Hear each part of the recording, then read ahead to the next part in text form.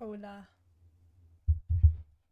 Hello, everybody. Today I'm excited to talk to you about what is potentially one of the dumbest and weirdest experiments I've ever read about, the raft. Now, I want to preface and say that the ideas behind this experiment were a bit more mature, or at least that's how it was supposed to go, so viewer discretion advised. And several of you who just clicked on this video may be curious as to what the raft experiment was, so here's a brief overview.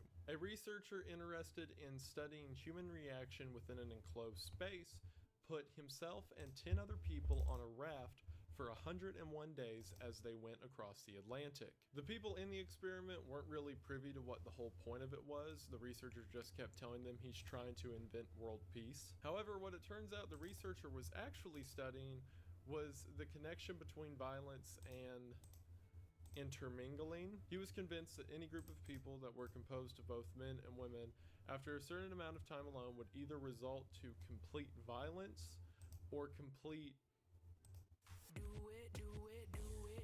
Already? God damn. Video barely started.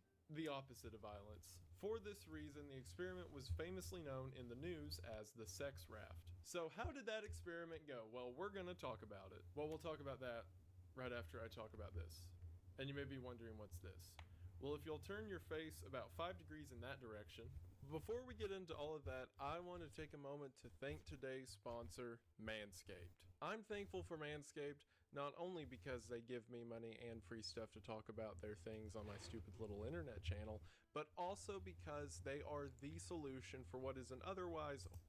Thank you for watching. So who was this mad scientist who put this whole shindig together? Well, that was a man by the name of Santiago Genoves. Santiago immigrated to Mexico from Spain when he was only 15 years old. He did this as a means of escaping the Spanish Civil War. It's believed that from this point, Santiago developed an insane attraction to the concept of violence. And while you may think, oh, well, did that mean he became a violent person or was sort of like involved in violent rings? No, not at all. That means that from a purely book and study perspective, he thought reading about it was cool, which I guess is kind of the same boat I'm in right now.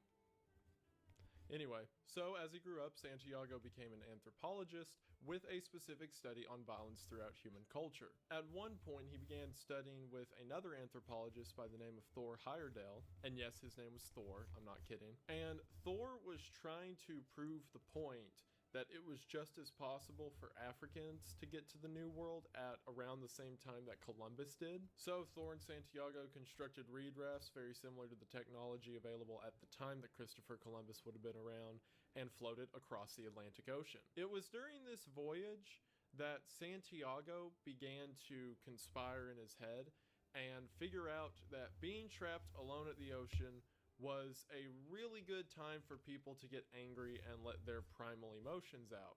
What that means between him and Thor, if it got brutally violent or if he thought about getting brutally violent, I don't know, but that's the conclusion he came to. Not only that, but about a year later, Santiago was involved in the Southern Airways Flight 49 hijacking in 1972. Short version, there was a plane that was taking off that was attacked by a group of hijackers, and then it didn't really go anywhere. No one was killed. Oh yeah, he However, EP. being one of the hostages on the plane absolutely thrilled him. Like, he was so stoked because I think he was on his way back from a conference he had just gave about violence in history, and then he was taken as a hostage, and this just made him all giddy inside. And something I want to get out of the way now is not a lot of people dunk on Santiago for being kind of stupid. I mean, everyone who like reads about the case kind of gets that idea, and stupid may not be the right word. It's just whenever I read about like the stuff this guy wrote, he is so incredibly pretentious to the point it doesn't really feel like he has an experience with what he's talking about. And what I mean by that, and as we're going to find out here in a second, it's like everything that he spent all his time researching and studying, he didn't really think about it in terms of practical human emotions. Like, for example, the basis for this entire raft experiment was a similar experiment was conducted on monkeys. So, like, he sets up the experiment the exact same way it was done with the monkeys, and when humans don't react the exact way, he gets, like, angry about it. And I think it's almost like a cautionary tale of how if you can get hyper focused on a topic or things that people do and don't really think about, like, you know, how people interact, or just like understand a lot of, you know, social dynamics don't apply directly from monkeys to humans. And like you'll see what I'm talking about here in a second, but I'm going to take every opportunity I can to talk about how weird this dude was. So anyways, him getting really hyped up of being part of a violent hostage situation, or an almost violent hostage situation, and floating across the Atlantic gave him the idea for the raft experiment. So what was this raft experiment? Well, Santiago had constructed a 12-meter by 7-meter raft. For us Americans, it's like 40 by 23 feet. It's okay, I didn't know either. And he had put ads in papers across the world asking for volunteers to come and be a part of one of the great scientific experiments of the century. It was said that 6 women and 4 men would be chosen for the experiment. I'll get into the details of why those numbers later. And then beginning in the Canary Islands in Africa and ending in Cozumel, Mexico, that may be pronounced wrong, it was like from here to here, over the course of 101 days. Now, he never told them, even during the experiment, what the purpose of the experiment was, because he wanted the reaction to be purely natural. And the only thing that he said is that this experiment was going towards developing the idea of world peace. Surprisingly, or at least surprisingly to me, hundreds and hundreds of people volunteered and wanted to be a part of it, so Santiago pretty much had his pick of who he wanted. So what was the actual experiment about that no one knew at the time, but we know now? And also, let me preface, a lot of this was unknown, and like the details of what happened on it were unknown up until a couple years ago. A documentary was made, which is a great documentary, by the way, where they brought the still living members who were on the raft and interviewed them about what it was, and then they read through Santiago's old logs to put a whole picture together. So most of the opinions and stuff I describe are from that. In experiments conducted with monkeys, it had been shown that whenever you throw a bunch of male and female monkeys into a cage and just like leave them there for a while, eventually the males will begin violently fighting each other and begin rapidly mingling with the females. So Santiago was super convinced that humans would do the exact same thing. So his entire purpose with this experiment was to throw 6 women and 4 men into a boat, and his plan or idea was that they would get incredibly violent and begin copious offspring creation. And like in his logs he wrote about it, that we're not just talking like, oh, like there's a couple cute romances like summer camp that develop and a couple of the guys get into fistfights. No, he was like, they're gonna kill each other and everyone's going to be pregnant by the time we get to Mexico. Like just like full-blown, you know, cats and dogs and trouble and chaos in the streets and whatever else. And you may be thinking, wow, Wendigoon, that's like super disrespectful of you to talk about this experiment that resulted in so much chaos and murder. Hold your thought on that. Obviously, because of this, he never told the press either of what the intent of the experiment was. Although midway through the trip, as we'll see, they kind of got the idea. So anyway, who were these 10 people that Santiago ended up choosing? Well, just going through them in no particular order, there was Faye from the United States. She was married with kids and always had an interest in science, so that's what got her encouraged to be a part of this. There was Servana from France. She also had children and was married, and one of the reasons that she wanted to be a part of it is because she's a professional diver. There was Maria from Sweden, who was a naval captain, and although she didn't have a family, she was still chosen because there wasn't an overabundance of female naval captains who wanted to be a part of the experiment. As a matter of fact, I'm pretty sure she was the only one, because as I'm going to explain in a second, there was a purpose to all these women having family and children. There's also Mary from the USA, who was a waitress and pretty much signed up just because she thought that it could be interesting, or at least that's the initial reason she signed up. We'll get more into the psychology of why she did in a bit. There was Edna from Israel, who was a former soldier and now doctor, who pretty much signed up because she wanted to prove to herself that she could do it. There was Rashida,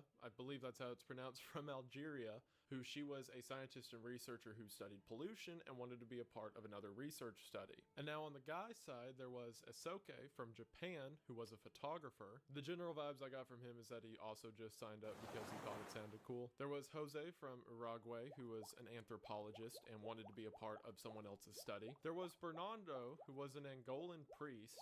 I'll mention why he was chosen in a second. And Charles, who was from Sicily and was a radio operator. I kind of get the general vibe that he was in it for the fame because there was a lot of media coverage around this experiment. So if you listen to like the specifics of those names I just mentioned, you may have noticed a few commonalities. For one, all 6 of the women, if you could tell, were for the most part more experienced or had more experience with this topic than the males did, and that was on purpose. Whenever they got out to sea, all of the women were given the important jobs, things like navigation, storm watching, boat management, whereas the men were given jobs like stacking the food cans and sweeping the deck and stuff like that. And this certainly wasn't in a girl boss go equality kind of way, much more in a old world showmanship kind of way. His belief was that if you put women in power and specifically gave them authority over men, it would cause such an angry,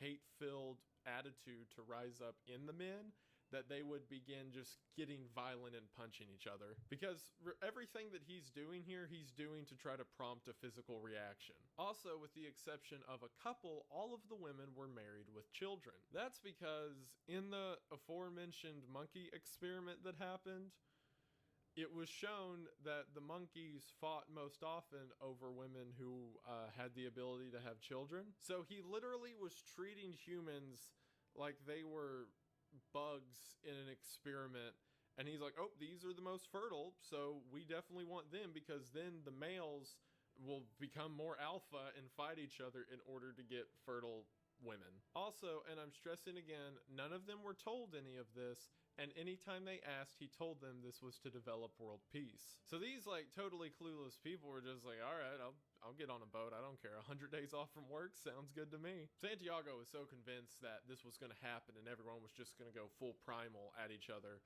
that is the reason he asked Bernardo to come on. Because like I mentioned, Bernardo was an Angolan priest.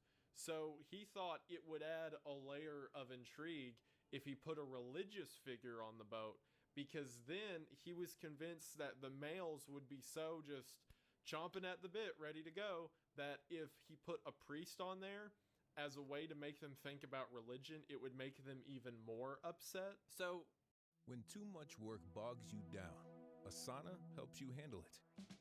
That's because Asana is where he was so confident this would happen that he put a roadblock in his own experiment because he thought that would just spice it up a little bit. Also, every single one of these people, to the best of Santiago's ability, had a different background and belief. If you'll remember, 2 of the women were from the United States and everyone else was from a different country. Not only that, but everyone had different religious backgrounds and political beliefs and different marriage statuses. The idea was he was trying to create a microcosm of people around the world itself. So all 10 of them meet each other and Santiago the night before they're supposed to take off. And the way it works is that they were on the African coast and they needed a tugboat to pull them out from the coast a certain distance so that way the waves can pick them up and then carry them over to Mexico. So the next morning, everyone waits for the cameras, saves goodbye to their families. They get on the boat and take off. To set the stage for how this entire trip would go,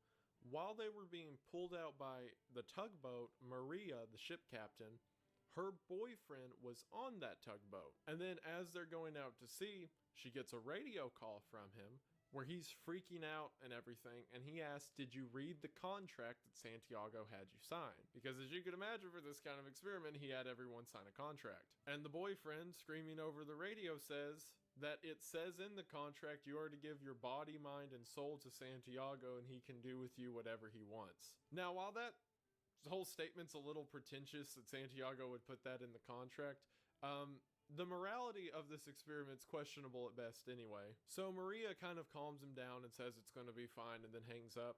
But imagine that. You're about to go out to ocean with this researcher and 9 other people for 101 days.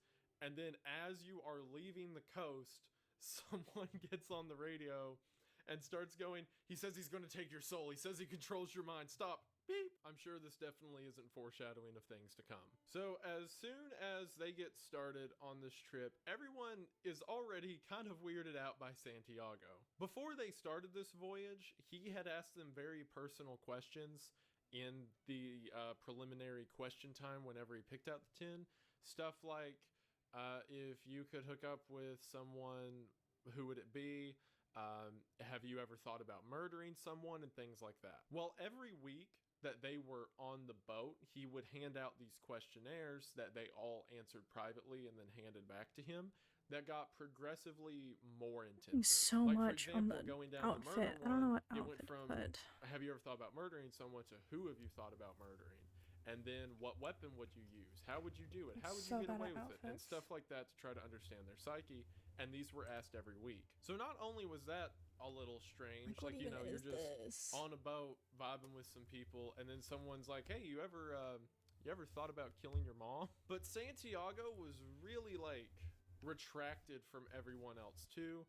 And I think it kind of serves as a pretty good picture of what the guy was like. Like, everyone else is around, you know, socially interacting, and he's just sitting back over there in a journal writing about what social interaction may be like. Like, everyone's just talking or whatever, and he's sitting back there like, any moment now, they're gonna rip out each other's throat. And what's so funny that contrast with this, and this is my favorite detail of the entire experiment, everyone on the raft besides Santiago became best friends. Like, legit, they took video footage like at periodic times throughout this entire trip as in order to catalog it, and everyone's smiling, they're hanging out, they're playing on the cells, people getting out, swimming around in the water by the raft as it's moving. And not only that, but after the experiment was over, everyone maintained contact with each other and stayed best friends for the rest of their lives. As a matter of fact, whenever they do the documentary and they bring everyone back after 50 years, they're all just like, oh, hey, haven't seen you since last meetup. How you doing? How are the kids? Like,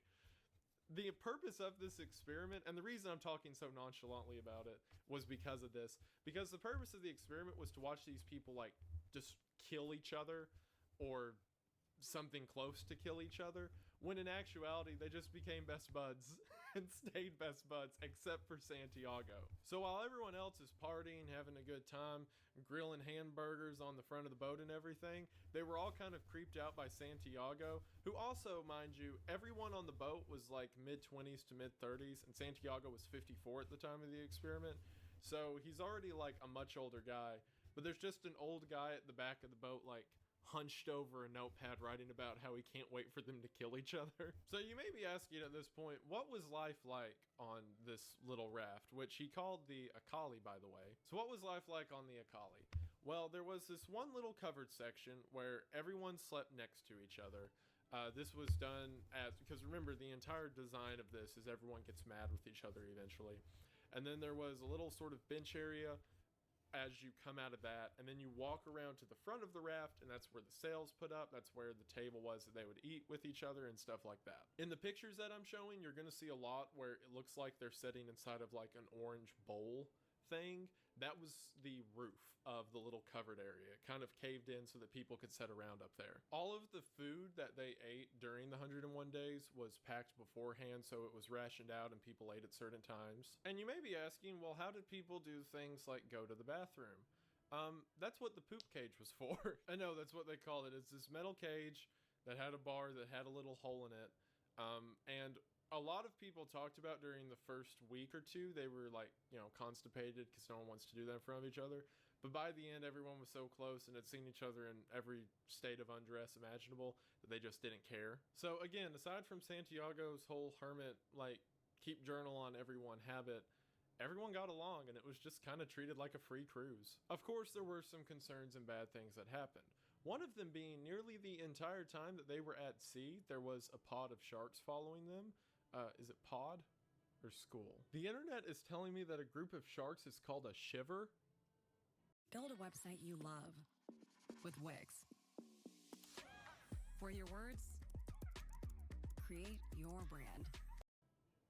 That's fantastic. Okay. They were being followed by a shiver of sharks for nearly the whole trip. And the fact that it was a sailboat meant that they kept speeding up, slowing down, and slowing down. Early on, the control that Santiago had was made apparent, because see, the way that he staged it was like, oh, you all are going to run the boat, I'm just going to be the silent observer. But as soon as Captain Maria started to make calls about, oh, we should hoist the sails, do this, do that, whatever, he immediately tried to fight her on it. Because as we're going to find out, Santiago was also a huge control freak. This led to a general state in just the first few weeks of the trip where people were getting really angry at him. Like, they'd start making fun of him and calling him mean words and stuff like that. At least a couple would, like Maria. Maria and Santiago hated each other. And what's really funny is in the documentary, whenever Maria comes back after 50 years, she's like, yeah, I still can't stand the man. I know he's dead, but I hate him. And like, as further proof of how weird Santiago was, another thing he would do in addition to the questionnaires is every week he would make everyone draw a picture of a tree. Because there's this thing in psychology that by the way someone draws the roots and the way they draw the branches and stuff like that, you can get a picture of what their mental health is like. It's kind of like that whole thing of draw a face, and by the way they draw the face, you can tell, you get it. So he has all of them draw these trees,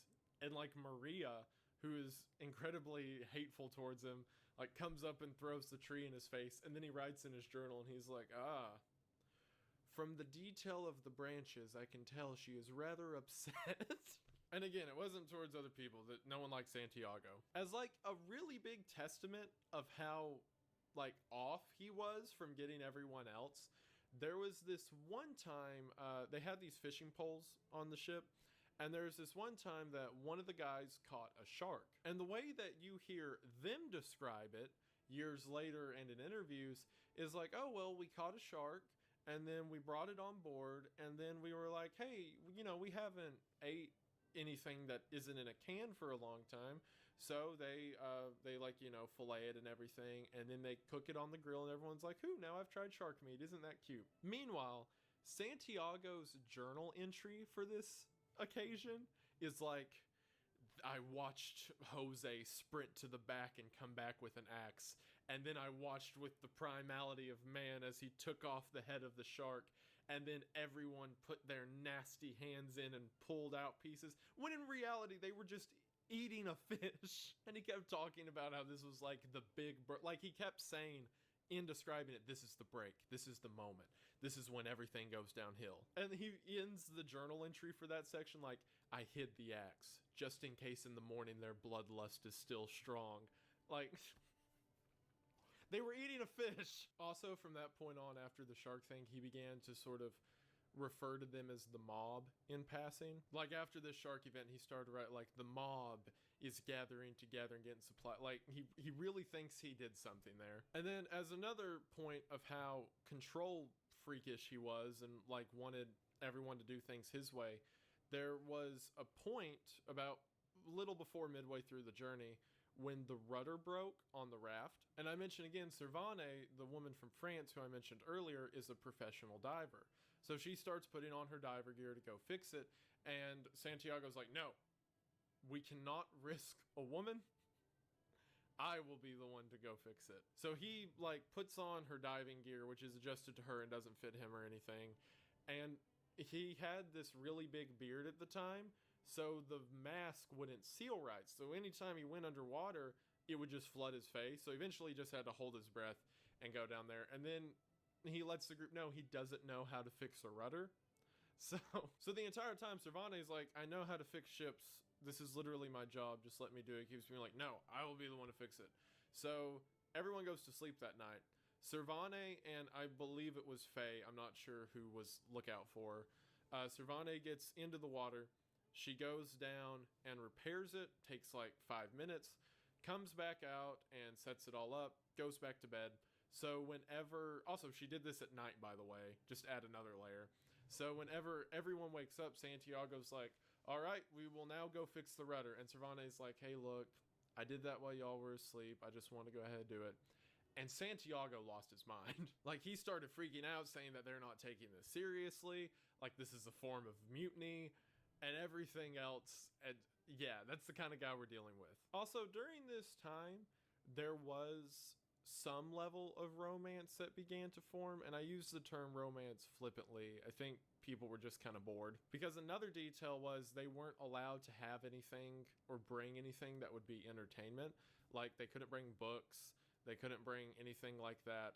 I think maybe it was Jose or Charles brought a guitar, because that could be seen as like a group activity. So the only form of entertainment was talking to each other and singing songs back and forth to each other and telling stories and stuff like that. So at some point, you know, a couple of the guys got kind of bored, and one of the girls is kind of bored.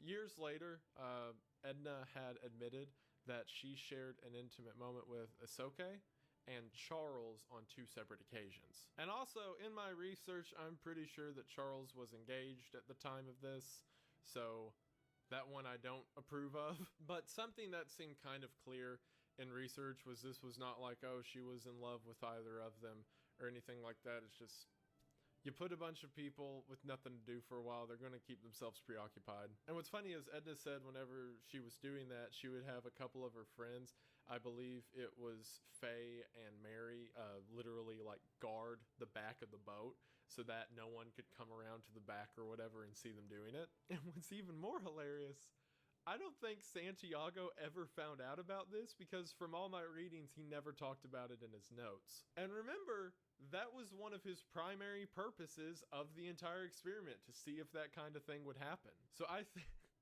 think that they just straight up didn't tell him. But what you've also got to remember is he never told them what the purpose of this experiment was. So they may be like, hey, we're bored. We don't want him to know about all this for several reasons. So we could just like go over here privately and not let anyone know.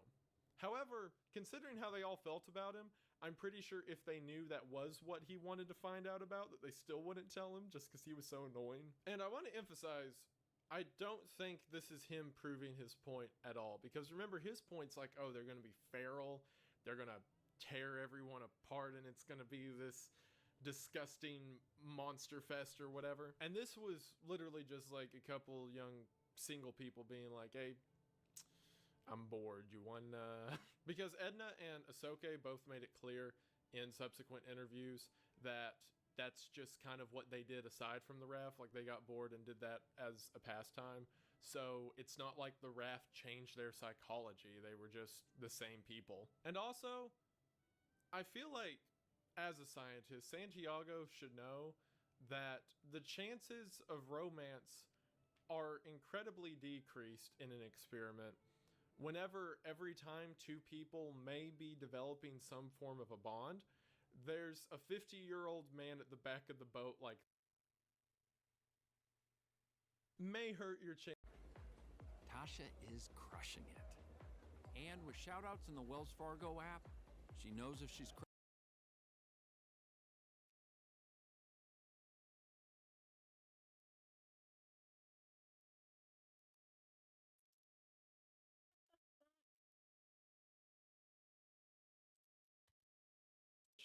So may hurt your chances of developing a relationship. So about halfway through the trip, Santiago got mad because he just figured that, like, why aren't they killing each other or doing other things yet? This isn't what I wanted. So he starts just like being a jerk, and he considers that introducing like chaos to the theory. Like, he's stirring the pot now, but really he's just being mean. Like, for example, he gathered everyone together and he started reading their questionnaires out loud. Because remember, these have been like very private answers, and several of the questions were like, if you could hook up with one other person on the raft, who would it be? If you could kill one other person on the raft, who would it be? So he gets everyone together and he starts reading their questions. And one of them was like, Edna had said that if she could hook up with anyone, it would be Jose. But Jose had said that if he could kill anyone, it would be Edna. So he points that out as like, ha ha, she said that she has a crush on you, but you said that you don't like her. Like, it's the most middle school stupid scenario you could imagine. And what's really funny is everyone was so like friendly with each other that no one cared. Like, whenever that came out, Jose was like, I'm sorry. Whenever I answered that, I didn't really know you that well, and it was a different time. And Edna's like, oh, it's okay, sweetie, I totally get it, I think you're cute. And he kept doing that. He kept being like, Faye, you said that you hated Charles. And Faye was like, well, I said that because that day he stole some of my food, blah, blah, blah. And Charles is like, oh, I'm so sorry. Like, it's just, like, he keeps trying to get them to fight each other, but everyone was so nice and so friendly towards each other, it kept not working. And then around this point, like, he got really violent and like really inappropriate. It started out with him doing things like splashing water on people's faces randomly, and then being like, "Are you ready to fight? Like, does this make you upset?" And then he just like started straight up being racist. Like for example, he went to Faye, who, as you can see from the pictures, is black, and began just calling her words like primitive, a thief, and other incredibly rude, like racist terms. And he would even walk up to Faye and be like, are you going to sleep with Bernardo anytime soon? Because at this point, he just didn't care if they knew what the experiment was about. And he'd be like, you know, because you're both, you know, why don't you, you know? And like he did the same to like Charles and Servane, because he's like, you're both European, you know, in nature, like when animals look alike, and it's so dumb. And what makes it even more annoying is the entire time this was happening, he kept writing in his book about like how they just don't get it. Or in other words, he was saying stuff like, I am on the precipice of one of the greatest experiments of mankind, and all they care about is friendship and getting along and survival like idiots. And he also just tried to keep like micromanaging every aspect of their life. Like say there's two identical food cans, and like two people pick them up, you'd be like, that one's for Jose, and Bernardo gets that one. And like just like petty stuff like that, just to maintain a sense of control. And he'd even start just straight up lying about gossip to each other. Like he'd go over to Ahsoka and be like, I heard Charles said that you were his least favorite, but I heard Faye says she has a crush on you, and just stupid stuff like that. Also, there was this beautiful moment in the documentary that I want to emphasize to show kind of like the disillusionment that was happening between Santiago and everyone else. There's this moment in the documentary where Faye and Mary, if you'll remember, they're the two people both from the United States, are having a conversation with each other.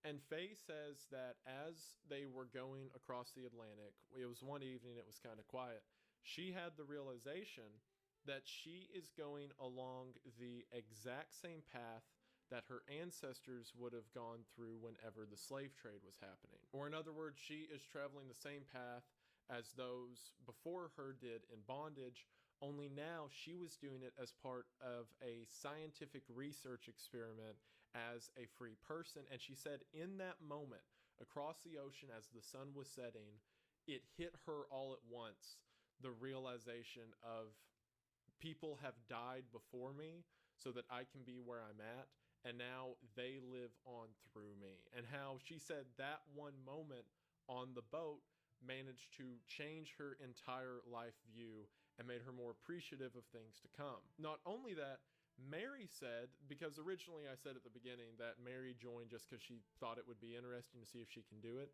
The actual reason that she had done it was because she was recently just got out of an abusive marriage. She had just divorced her husband. And she said initially there was this fear because Santiago acted the exact way that her previously abusive husband did. So whenever she was on the boat and she saw people like Faye and Captain Maria and all these people standing up against him, it gave her this courage that she could do it. And she said from her journey on this boat, she became a stronger person because of it. So like these two women are sharing such a beautiful moment with each other.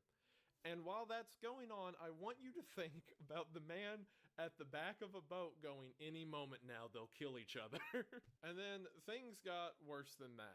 So a few weeks before they're about to hit shore and the whole experiment's going to be over, Santiago begins to get news that the University of Cambridge, the one that he is from, who originally sponsored the study, has denounced it. The reason that they've denounced it is because the news started doing the math of, he wouldn't tell us what the experiment was. He wanted a near equal number of men and women, and didn't tell him it's the sex raft. It's the sex raft now. Like all the newspapers, all the headlines, the sex raft story, and they talked about how there was these deplorable things happening on it and how he's trying to dehumanize the men and women alike.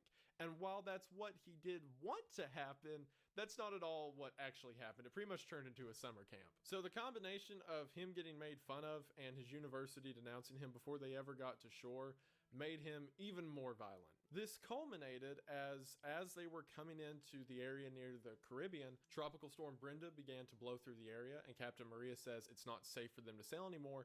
They have to land and end the experiment early. And Santiago, still thinking that something's going to happen in these last couple weeks, says no, that will taint the experiment. So Maria says, I'm not going to be captain and like sail these people into their death. So she gets into like a physical altercation with Santiago where he's like, he literally does the whole I'm the captain now thing, and then like sends them through the storm, and they just go inside and wait for it to quit raining. Which luckily no one got hurt and nothing bad happened, but something really bad could have happened. It was at this point, after Santiago had essentially committed a mutiny over the people on the ship, that everyone individually came to the conclusion that they should kill him. And like they planned this thing out too. The primary theories that were going around was people were saying Ahsoka, if you'll remember he's a photographer, could like get his camera up and be like, no, move a little more to the right. Get her out. A little more to the right. And then they push him off. And then whenever they get to land, they could be like, oh, there was a storm. And Faye had this idea that, which I mean, she was probably done putting up with his BS at this point, but she had the idea that they could take the drugs out of the medical bag in the back, and that while he's sleeping, they could all take turns plunging a little bit of it into him, like a full-blown Senate murder of Caesar, like everyone stabs so that everyone's guilty thing. Like the other people are like, we can make some plausible deniability if he like falls off the boat.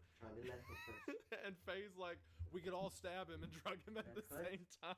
Because it went from like, he was kind of weird and creepy to he got to be like angry and authoritarian. And then he just started like being racist and crude and throwing water at people. What the fuck, and, Jack? Like, at this Go, piece of shit.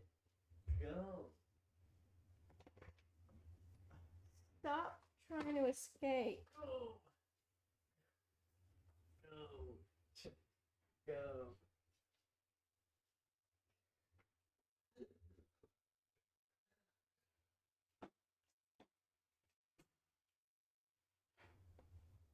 What the fuck? Let me do my where's my OBS? Where's my OBS? Oh my god. Where the fuck is my taskbar? Stop trying to escape. It's time to eat, huh?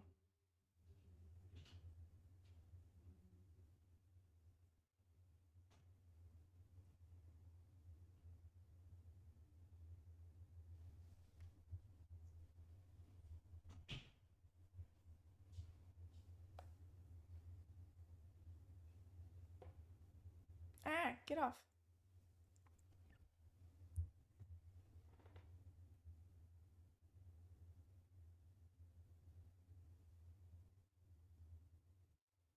You have such a big butt.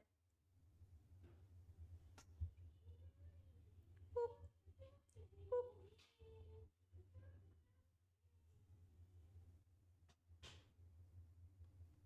So fierce.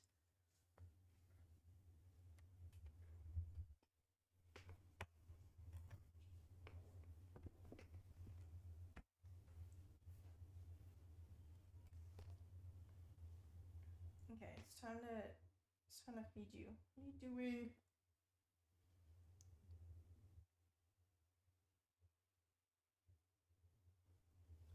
Whoa.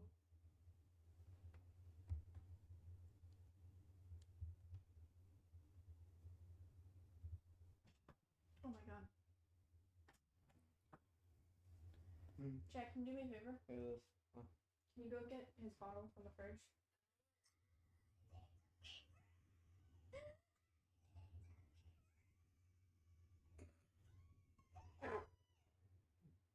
Because it's bread. Please go get his bottle.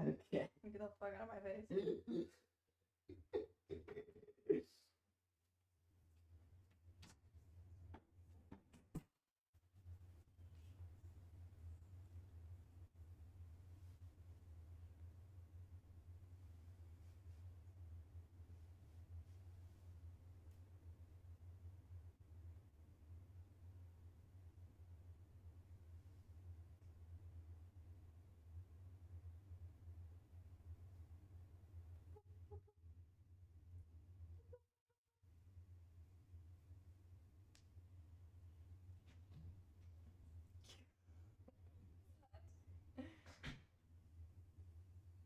Oh, Charlie's missing.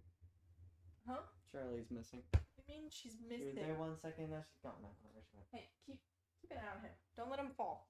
Get him! And turn your flashlight off. Hello, chat. Is anybody there?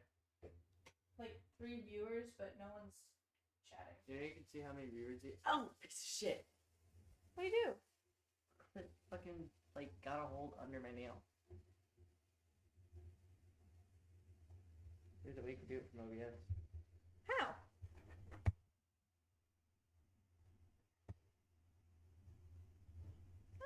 Hmm. You can put it somewhere like that. There you go. Nice.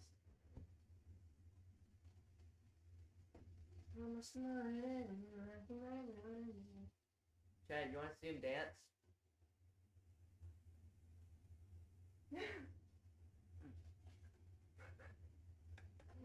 Alone. I'm with,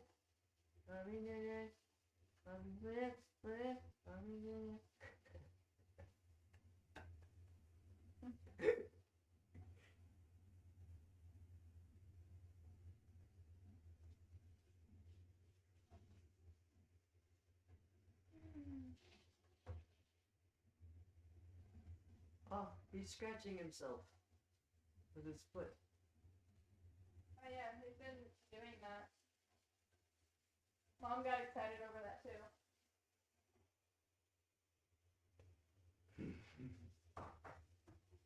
It's so cute. She was like, oh, he's learning how to be a real cat.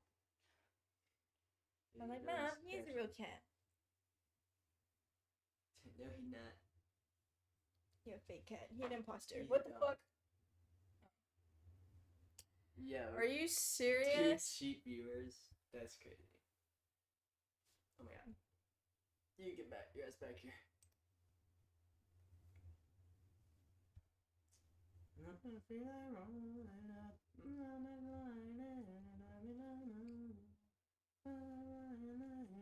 Wait, likely ban? What? Not published to chat.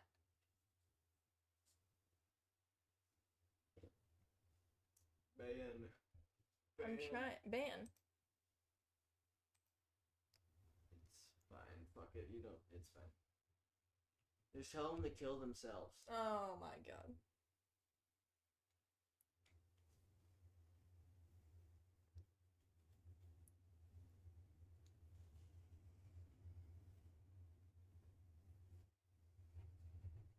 Hey, potato. Get back here. Stop trying to escape. He's hungry. Where's his food? It's warming up right now. I'm gonna get the confusing monstrosity of a drink called Dr. Pepper Strawberry and Cream. Can you give me one too? Fuck no. Please? I hate you. A taste? Good piece. Would I drink it willingly? No.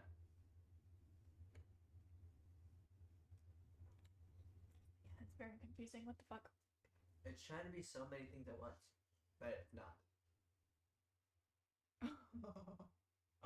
What was that? Honestly, it would be good without the cream. Like just a strawberry Dr. Pepper. Yeah. That'd be good. Oh, my sweet baby. My sweet a child. Oh, you're hurting me. Now you can say you're a mother. Without having sex. You're like Mary. The Virgin Mary. Yeah. That is me. And he was a gift from God. Oh my God. I'm just kidding. I don't believe in religion.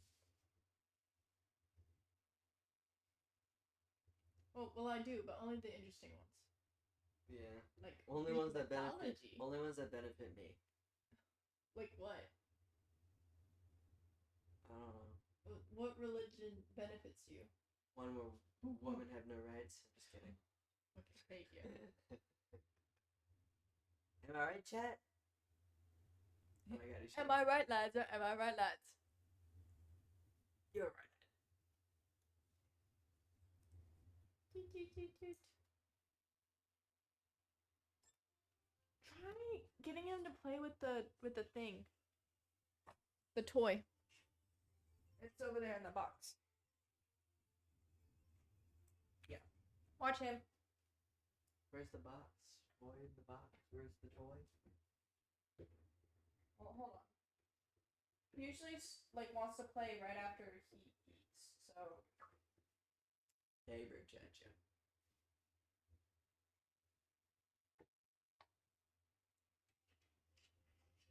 Why are you scared?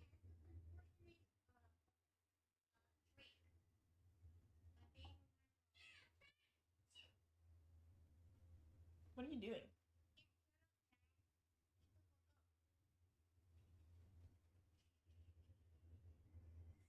Oh. Yeah, bro tried watching the. What the fuck?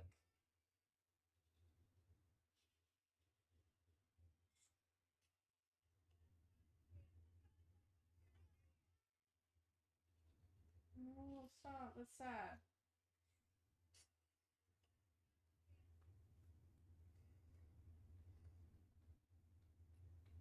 I'm scared to see the replies to this picture.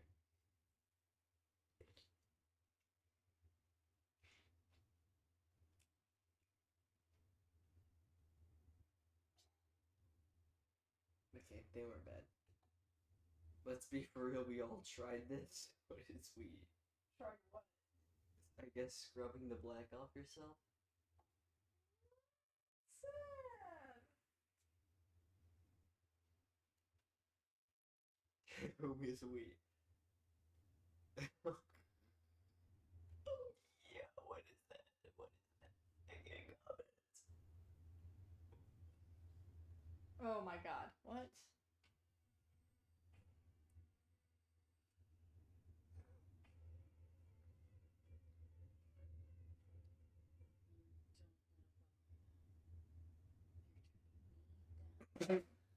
Oh, you scared him!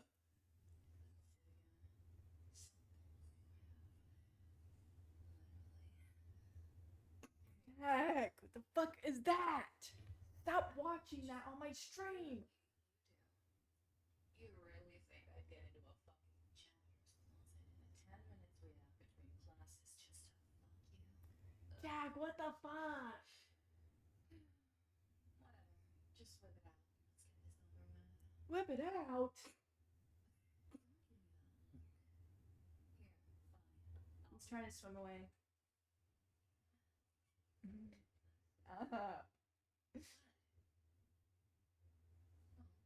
Where are you trying to go?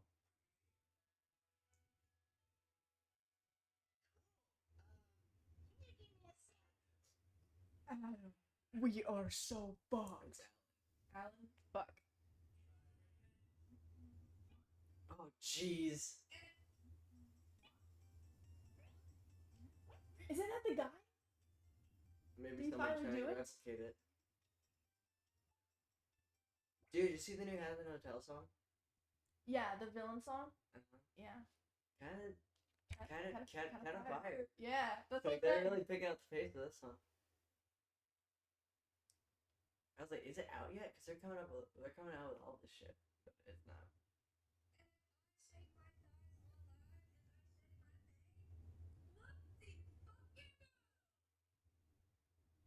Okay, bitch. Why are you trying to escape?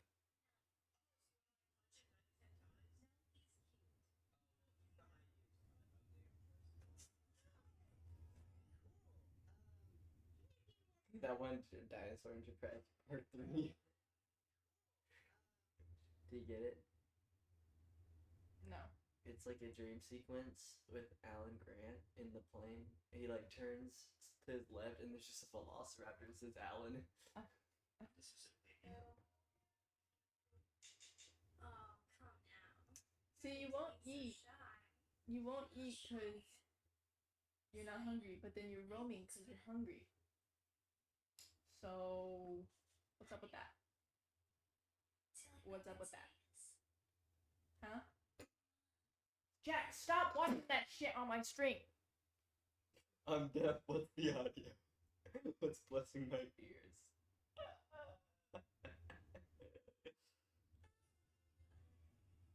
Yo, I want a baby perk fishy. I want a baby perk fish. What are you doing? When that xenomorph Are you queen still is about hungry? to forcibly impregnate me with her tail, but my stupid fucking friend shoots her in order to save my life. You still hungry? No one is pulling a xenomorph queen out of me. Okay, no, you're not. Okay. What? It's time to go pee pee and poo poo. K-pop Demon Hunter rip-off action figures? Come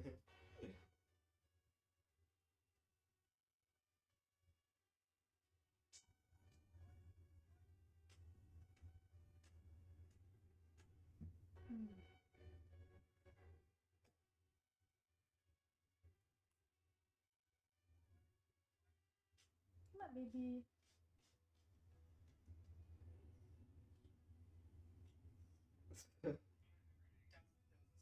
Dude.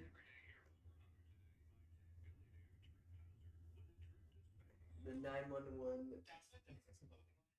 Apparently the asteroids falling from the sky aren't asteroids at all. They're like pieces of the satellite.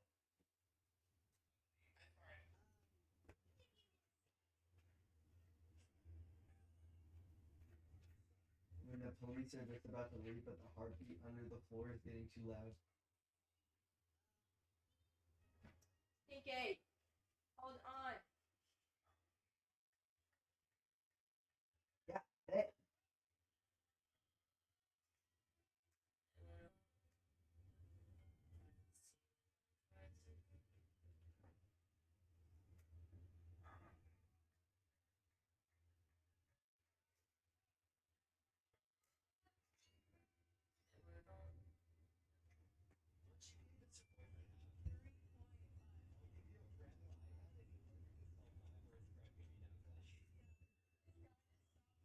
Are we dead ass right now? My GPA is 1.2 probably.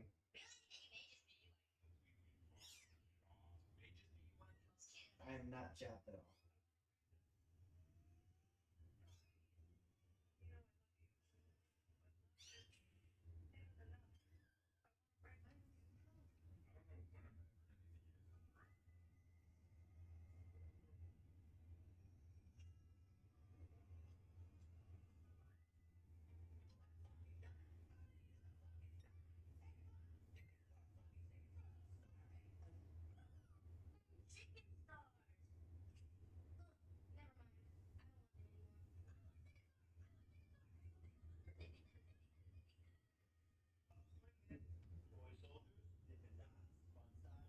Dude, AI, come here. AI is getting too fucking overpowered. What the fuck? What the fuck?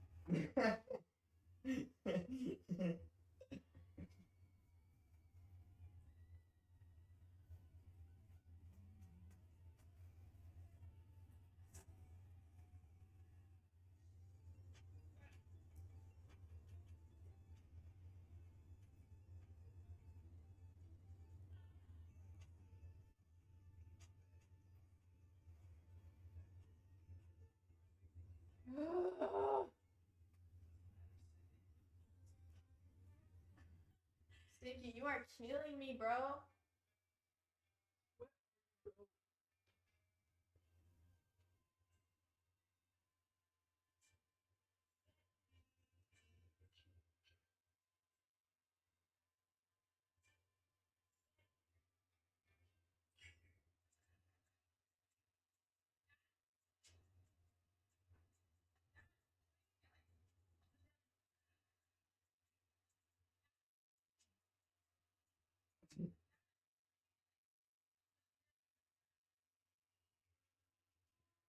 Oh my god, he's trying to suck your cock.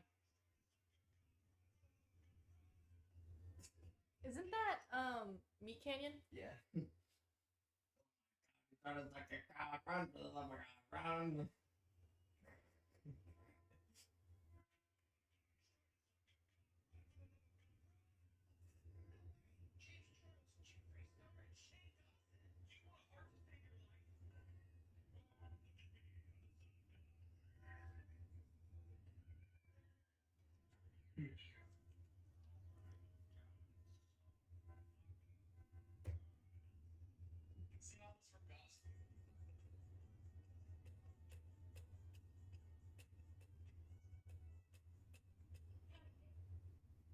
Oh my god.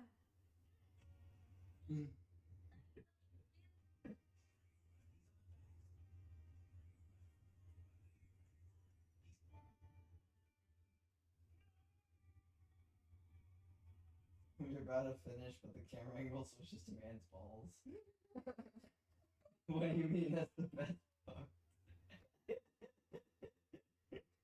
Risky repost. Too risky to repost. Jack, watch him, please.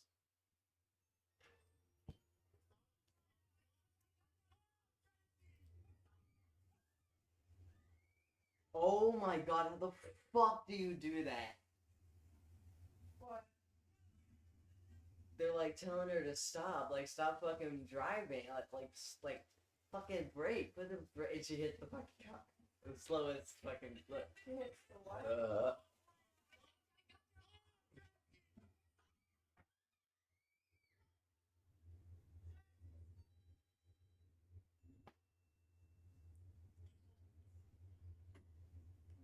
Hold on, I'm gonna go put this in the fridge. Or better yet, can you do that? Hmm? Can you put this in the fridge? You're already at the door. Oh. What?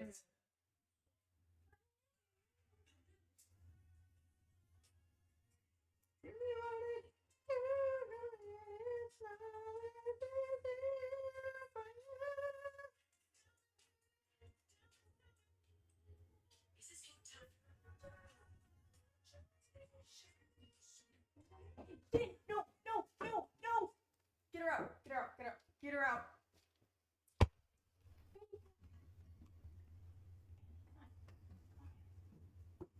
Charlie, no. Get out. Come on. Damn, your defense mechanism sucks. Get up. Go. Wait, baby. Baby, come here. Baby. Not you. It's not. It's Charlie. Now get the fuck out. I mean, Baby. can't she just stay? No! You gotta. I tried. Don't want me to do this again.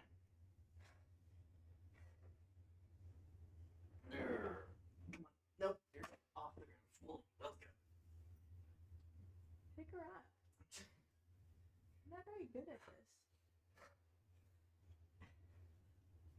Now you're mine. Let's go. Let's go. Lift with your legs.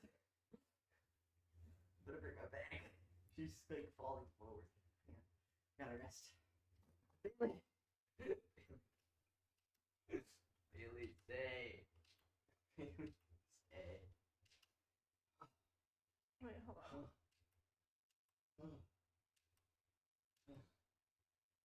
No, call Bailey. Baby, come here, baby. No. No. Oh shit. No, just sniff, baby. Sniff. Yes.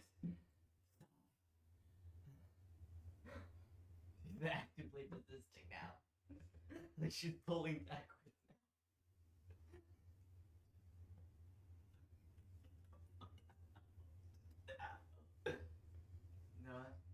No, I'm gonna try something. Stay there, protect the baby.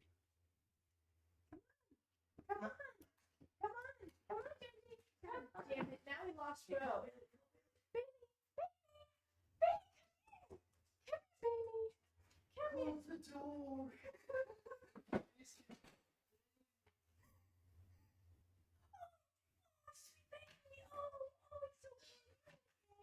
Here we go.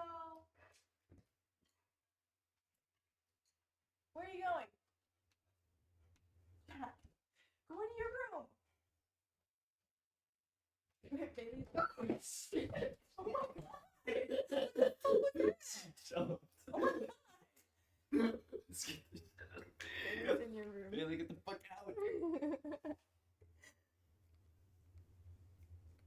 Close that door. Oh shit. That actually scared the shit out of me. Yeah, what the fuck? Demon child, dude. Give my drink. Make sure she doesn't try and get on the beanbag. I try to like show her where to sniff, like where the baby was, and she almost like trampled over him trying to get on the beanbag. Can they see him? Yeah. I'm about to show him peek real quick. Stop. What? Stop. Why? He's watching it. Don't brain rot my child. Good break. At this point, he stole the bows like we're going through the storm. Like, I could also understand killing somebody. Wait, and copyright, maybe get the fuck- thinking stop. similar You're to gonna Edna drop your hooking up phone with a and it's couple gonna of hit him guys square in the was face. unnecessary. It Because he is said not that everyone was gonna either intermingle or get violent, and now they've done both.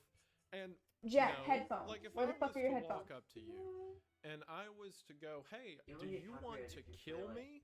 like, And you're second. like, Jack, no, I don't that's a care. I'm weird playing a question. video And on then my I live punch right now, you, so that throw plus you in your the back of music the car, and like start TikToks going or whatever, it's 150 down the freeway, like swerving through overstimulation. traffic.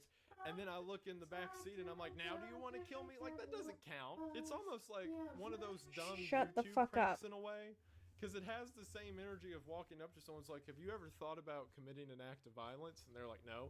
And then you punch them in the face and pull a gun and it's like, oh, are you violent now? Oh, look at this social experiment. Looks like you have potential to be violent.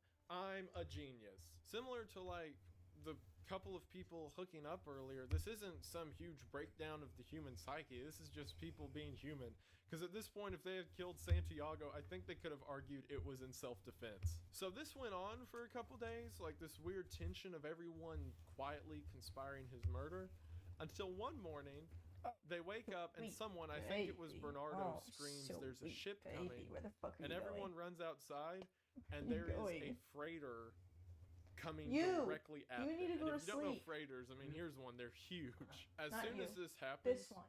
Santiago Yeah, you need to lost sleep. his mind. He starts crying and screaming and running back and forth on deck, just like going, oh no, he just has no idea what to do. So everyone else who has this sense of unity with each other immediately like gets to order. Maria pretty much takes over as captain again and is like, Charles, get on the radio. No, actually Faye got on the radio and began signaling the message because she recreates it in the documentary. And then Mary goes up to the roof of the flare, starts singing it back and forth. Shit.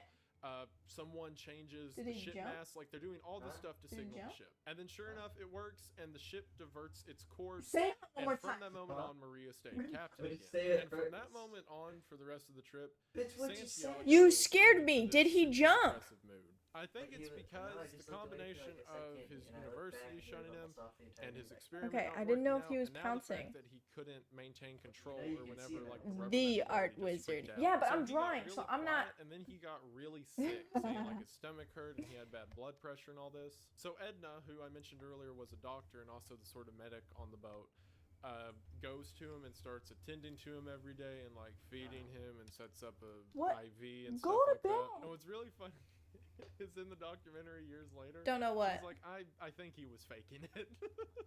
Like he was upset that now personal they weren't what? giving him any attention, so he just pretends to be sick. So now they have to give him attention.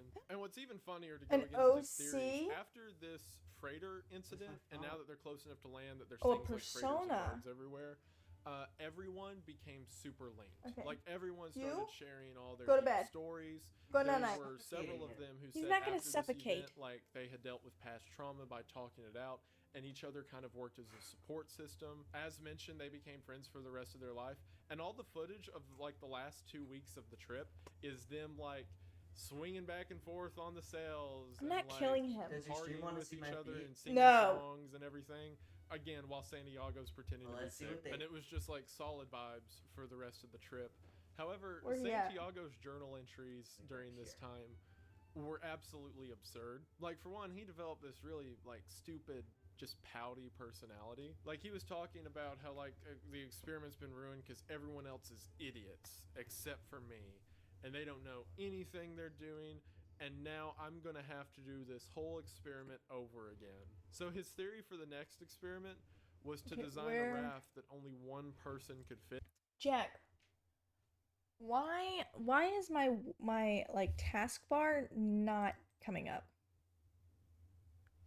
Do you know why that is? Like I picked the option to hide taskbar, but when I put my mouse on the bottom, it doesn't even come up. Well, I think it's only on that screen. No, it usually like even when I do this. Oh wait. Why? Your things are full screen. There we go. Why is it when that's full screen? Well, full screen it again and see how it happens. Okay. There you go. Why? So dumb. What are they even doing? Oh yeah. Fit in, and it's flat, so you have to lay down in it. And his idea was he would be the only one on the raft, and it would be a glass bottom raft, so Damn. that he would lay down flat and just stare into the abyss of the ocean. And he wanted to float across the entire Atlantic doing that. And like his entire attitude towards this is like everyone's an idiot except for me. So now I'm gonna have to do the whole thing yeah, myself. it's part of my Which, sauna. if you'll like notice, the point of this experiment is supposed to be human interaction with each other. So one person alone on a raft wouldn't do any of What? that. It just kind of fulfills How his dare you. messiah complex he has. Like he doesn't even know what the experiment. making fun of about my anymore. character. He just wants to. In Albion, no matter where you go or what you do, your mount will accompany you on your journey. Perhaps you'll pick the ox, a merchant's best friend. Feel special. So sure enough, by the time August comes, they make landfall in Mexico, and after 101 days, the raft experiment was Where are you over. sending it? They Are you had sending it in become so Discord? close at this point that they talked about how sad they were that they wouldn't get to see their friends for a while, and like there was someone who said, I could have stuck on that cruise forever, but I had to go home and see my kids and do all of that. But I hope in the future I Whoops. get to see these people No, again. come here. After they hit shore, they had like a final debriefing where the original plan was Santiago was going to tell them about all that he had discovered from their experiment, and then like let them back out into society. What it actually was, because of the way things went, is Santiago sitting around like, What? Did you take her to this? Oh yeah, fuck your mom, Star Guy. well, And not in the good did way. anyone learn You need to take your anything mom. this week? Why am I pretending to hold the microphone again? I got one. I hate that I do that. Anyway, he's I don't even know he's who like, you're saying oh, that you all to. had a good time. Hell That's yeah. cool. I'd watch that. I'm sick, you know. I'm still sick. I guess this experiment's nothing. Well, I'll be sure to reference you all when I do it for real next time. So thanks for wasting everyone's for day. real. Like, he just came off as a disappointed parent. I It was feel that. hilarious. And there's even this part, Why is because this? like you can hear the logs of the final one. I have to where he sign says in? that in the What even is questionnaires that this? he had collected, I think he quit collecting them near the end. But in the questionnaires, the universal thing that everyone said whenever asked, like, is there anyone on the ship you hate? Is there anyone who's rude or blah blah blah? And they all said No. obviously, they're like, I hate you so much. I want you. I've literally Sorry, conspired to don't. murder you. And in his final address, he goes, I was never rude, impolite, or crude to anyone. But I'm sorry you felt that way. Like, anyway, what a loser. In an interview he did a while afterwards, I believe it was on a Mexican Oh, talk shit. show. They Is it, asked like, and new? said, besides like your data, because his data I haven't heard of from it until was, now. like, he still tried to make the point that they all formed a mob and became violent I with do stuff do like the shark commissions. and things like that. And not a lot of the truth of the experiment Damn. came out until recent years in the documentary and all of that. For a while, real. it was kind of viewed like, ooh, these people got a little bit. Like, how come I've never heard of A this? little longer because of his research with it. And he'd go on talk shows. And they'd be like, what did you learn besides the research? And he was like, I would say that above all else, I feel enriched, and I feel soulful. I was and about to it's like, say dude, that it you- can't be that you like were the biggest old jerk. if And everyone else said that they even continued Star life Guy as if didn't even nothing hear about happened. it. I believe it was Cervane who said that whenever she left her job to start the whole journey, her boss said, well, when you get back, you know, that's going to be a whole life-changing experience being at sea for 100 days. So when you get back, you'll probably want a bigger or better job or whatever. And she said she got back and literally nothing changed. And that was kind of the consensus from everyone. Like, they made friends and they worked out personal stuff, but it wasn't like they came back No, thinking go back to themselves sleep. to be like more of a animal than man or whatever else. They're just like, yeah, I had a good little vacation, made some new friends, you know how it goes. Yeah, there we and go. that was the end of the raft experiment. And one of the reasons I want to talk about it is, for one, no one's talked about it.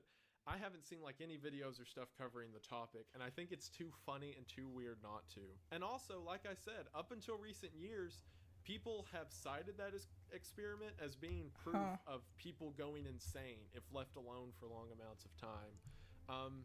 Which isn't at all what happened. That's just what Santiago really wanted to happen, and it didn't. But through the opinions and testimonies of those who are still alive and the stories that they tell, it's so wild that someone who has been so highly regarded, or at least, well, he probably wasn't that highly regarded. I'm not part of the scientific community, so I don't know how highly his name was praised.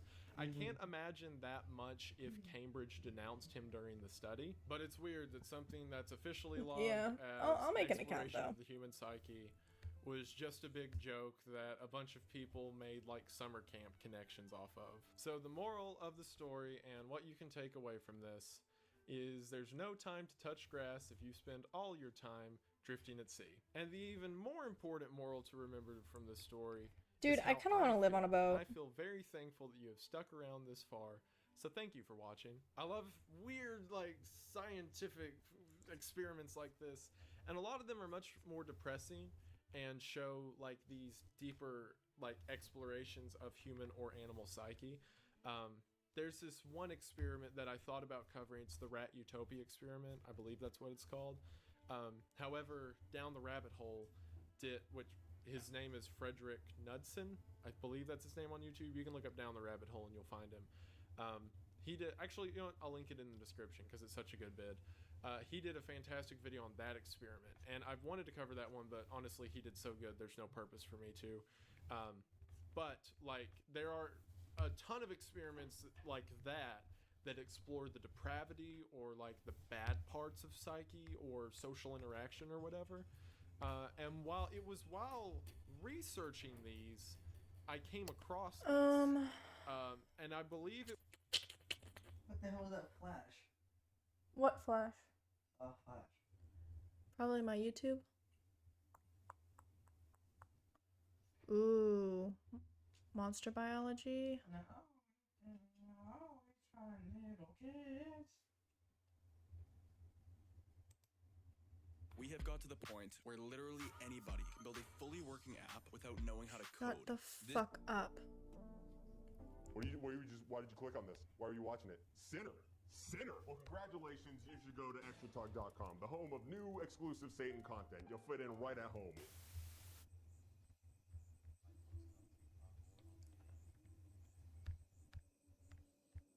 I haven't posted in a while. I haven't posted anything in a while. I need to... Boo. It's October. This is what I wear in October. This is just a casual fit for a cat like me. And because it's October, you know what that means. Every storefront that was foreclosed in the 2008 recession is now I'm trying, man. It's vaguely spooky month on Big Tug's channel. We're gonna talk about the recession. That's the real scare. Oh, but what is Spirit Halloween? I hear you non-American just cry out, you European pieces of shit. Well, if you live in an American city or suburb and there is at least 35,000 people living in a 5-mile radius of your home, then you're living on soil cursed by the big old Spirit Halloween. These Halloween megastores are literally everywhere, popping up every September to possess rundown, abandoned old businesses only to fade away like ghosts come November. And why do they haunt us? Spirit Halloween, why do you haunt me? I just want to sleep and you're making me pee my little pants. Well, the answer is what's behind every horrifying reality: cash. Cold hard American green face. Yeah, Halloween is big business. It's the second most lucrative holiday in America behind Christmas, raking it in with nearly $8 billion on costumes and decorations alone. We're not even talking candy right now. Which, by the way, $8 billion, that's a lot more than $4, which you could pay to get extra tug every month, but you'll hear about it later. Anyway, moving on. For some reason, Spirit Halloween is thriving, which is shocking because some experts say we're living through a retail exodus. What is it? Retail apocalypse. But none of that matters to Spirit Halloween. I'm trying to... Spirit Halloween feasts on rotting corpses. Because try and make that seem cool. I don't know. But the whole feasting on corpses thing, that's not really even a joke. It's practically their whole business model. 1,500 Spirit Halloweens open every year, always popping up in some abandoned CVS and then disappearing 3 months later. They've become the de facto strip mall headstone, dotting the highway with remembrances of brick and mortar capitalism. But Spirit Halloween wasn't always the billion-dollar brand it was today. It had to start slow and somewhere. Of course it had to start slow. I'm a bad scriptwriter. The store started life in a way as the very thing it would one day feed off of, a failing business. Back in the early 80s, it was called Spirit Woman's Discount Apparel. That's right, the word Spirit was in the title before they decided on Halloween. It had nothing to do with Halloween. Because Spirit Woman's Discount Apparel wasn't selling anything remotely spooky, unless you're easily disturbed by neon-colored jumpsuits or acid-wash jeans. It was the brainchild of Joe Marver, a former Revlon sales rep who started repurposing and flipping vintage women's clothes from Goodwill in the mid-70s. That's right, pieces of shit going into Goodwills and taking clothes and selling them for more is not just a modern problem. Thrifting is dead and it always has been. While he sat in his empty store one October, he noticed a line wrapping around the block for a nearby costume shop. Inspired to his core, Marver took all of his This pissed me off. I need to... women's apparel and shoved it in the closet. I need to take and reference pictures with Halloween goodies. The following October, he moved into an empty mall storefront and did even better business. He made $100,000 in 1 month, which in 1983 money is like a gajillion dollars. I'm not doing the math for you dorks. You can figure it out. Obviously, at this point, Joe looked in the mirror and said, hey, no more woman stuff. We don't like ladies anymore. We like ghosts and ghouls and goblins. In a few years, he had expanded his spirit empire to 10 locations in the Bay Area. And he did this by leaning into a concept called contemporary sales. Stick with me now. Marver didn't want to pay the rent, staffing, and other overhead costs for a year-round shop, especially when most of the year, there's really no need for demon masks or sexy animal costumes. Unless you're like me, who wears costumes all the time for shits and giggles and also wears an entire Chuck E. Cheese mascot outfit whenever he wants to. My life is a joke. But Marver decided that the best business model was getting wild and getting good, so he turned the brand into a pop-up. From the very beginning, Spirit Halloween's plan was to take over a failing business for a few months, and then getting the hell out when people start realizing that, hey, I'm pretty sure this used to be You're the one who's trying to get me to do this, like, and soon Marver was franchising Spirit Halloween forever, so now, while he let me doesn't take focus, credit for the idea of temporary so I can get this Marver video says he posted. Invented temporary Halloween, which does sound like an old-timey euphemism for an STI. I feel like that makes your dick look like a pumpkin. With Spirit growing year over year, Marver decided to try and make a deal with Spencer's Gifts in 1998. If you don't know what Spencer's Gifts is, it's a place where you can go in and buy a dick-shaped lollipop, a t-shirt with Has Been Hotel, and a lava lamp, all in the same go. It's a very fun store. And that's a pretty smooth move for a guy who's selling costumes. He shows up at a massive national retail brand and says, boy, do I have a deal for you. We're selling cobwebs. We're selling fog machines. We're selling whatever the I'm wearing right now. Spencer's turned down the deal. There's only so much overhead when you're selling sex dolls and joke condoms. But just a year later, after another year of growth and increased profit for Spirit, Spencer's came crawling back. In 1999, they purchased Spirit Halloween, which at that point operated around 60 stores every fall. So what did Joe Marver do with all of his Spencer's money? And yes, Spencer's does own Spirit Halloween. I kind of skipped over that. That's the case, but what did Joe Marver do with all his money? Well, he opened a scenic hotel in a small town in Washington, which is not what I expected, but live your dream, King. It just proves his heart was never really in the spooky game. You know, he just happened upon the creeps and kringles. He had no problem with getting rid of that dream. He wanted to open a bed and breakfast in the beautiful state of Washington. So now that Spencer's owned Spirit, it was inevitable that they'd push the store into bigger Jack, can you let Bailey out? Even though Spencer's is a weird cousin of Hot Topic, complete with adult toys in the back of the store, at the time it was owned Jack, by Universal Studios. can you let Bailey out? They made King Kong, also Dick Lollipops. Did not see that coming. So they did what most companies do. Okay. Brought in a rad new CEO with a fresh vision. Yeah, Fuck you. Slap it down. No, That fuck close you. CEO was the president of No, Linen fuck you. Things. So not as radical as I was hoping. And I know what you're thinking, Tucker. Linens have absolutely nothing to do with cool little costumes. But that's where you're wrong. Ghost sheet costumes. You know By that lazy stream. poor people do? That's made of linens. So you look By stupid right now. stream. Anyway, Oh in my God, 2003, go the away. new leadership at Spirit Are you still pushed to streaming? increase numbers of stores Yeah. from 130 to 400. And just 10 years later, they were at over 1,000. Make Spirit Halloween.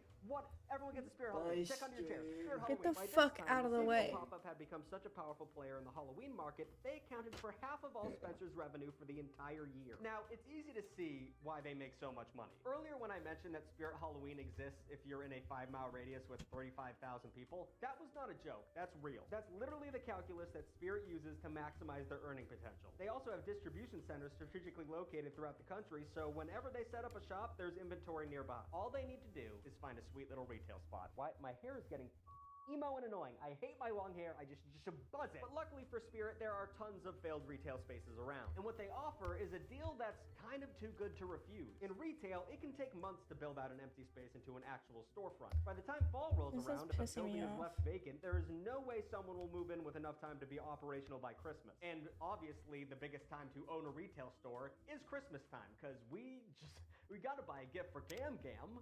She loves decorative soaps. So, if you're a landlord sitting on a vacant retail space all summer, chances are you're not going to find a tenant for that spot until the new year. So, Spirit swoops in and offers them a few months' rent and a cut of the profit. However, due to the high turnover of real estate and businesses, Spirit Halloween doesn't normally go to the same place twice. It's like lightning, a brilliant flash and it's gone. That Chipotle, it's never going to be a Spirit Halloween again. That was a one-time thing. I'm sorry. Their nomadic way means that not only do they pop up in the latest spaces vacated by bankrupt big box stores, but that also means they set up shop in some really off-putting places. In Massachusetts, they took over a Christmas tree shop, and God, do I miss the Christmas tree shop. You guys don't know what that is, but it was not just Christmas. I don't know how to explain Christmas tree shop, but they went out of business. Despite its name, it was a year-round store that essentially sold mom stuff. Mom stuff. You know mom stuff. Decorative soaps, as I mentioned earlier. So, of course, during Christmas, they sold a bunch of holiday fare, but the rest of the year they would sell things like scented candles and assorted knickknacks. Sadly, the company did file for bankruptcy in 2023 after 53 years of business. And that's when their shop in Cape Cod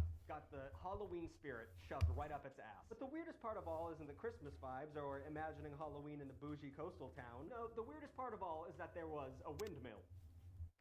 I don't know how you try and make that spooky, they did their best. Lots of buildings with iconic shapes become Spirit Halloween. You can always see the ghost of a Toys R Us or a Best Buy behind all that orange and black. But a pastoral windmill? That's so un-Halloween it's kind of scary again. That's just bad, that's like a Goosebumps story. Like, the windmill that came cracking, like I'm not R.L. Stein, but like that, I don't know, it has bad vibes. But my vote for the worst Spirit Halloween of all time is the ones that stay in the old Chuck E. Cheese building. Five Nights at Freddy's has yeah. If you're a 90s kid, you probably fondly remember Chuck E. Cheese as a blur of ball pits and stale pepperoni pizza, with a very creepy animatronic band just scaring the shit out of all the kids. Why did they blink like that? But back in the day, every kid wanted their party at Chuck E. Cheese. They got video games, they got a bike that you pedal and it goes up in the air. That was dangerous. Chuck E. Cheese had everything. Jungle gym, slides, arcade games. But as an adult, you realize that the smell of kids' feet, kids' sweat, and of course piss from all ages is no place to eat a pizza. So predictably, Chuck E. Cheese fell on very, very hard times. Really, since the 80s, the chain had issues, but it managed to keep operating despite 2 bankruptcies. Even today, there are some,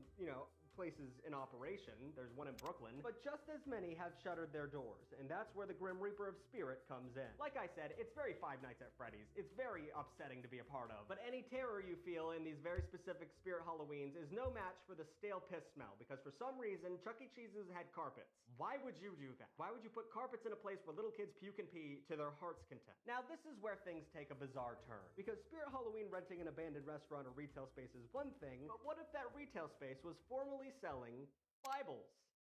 I'm sure the Christians will have something to say about this one. Yeah, if you didn't grow up in the church, it can be surprising to hear, but there are Christian stores. They'll sell anything that can be branded with a Jesus fish, along with those What Would Jesus Do bracelets. Remember those? The Live Strong bracelets, but for virgins? I'm sorry.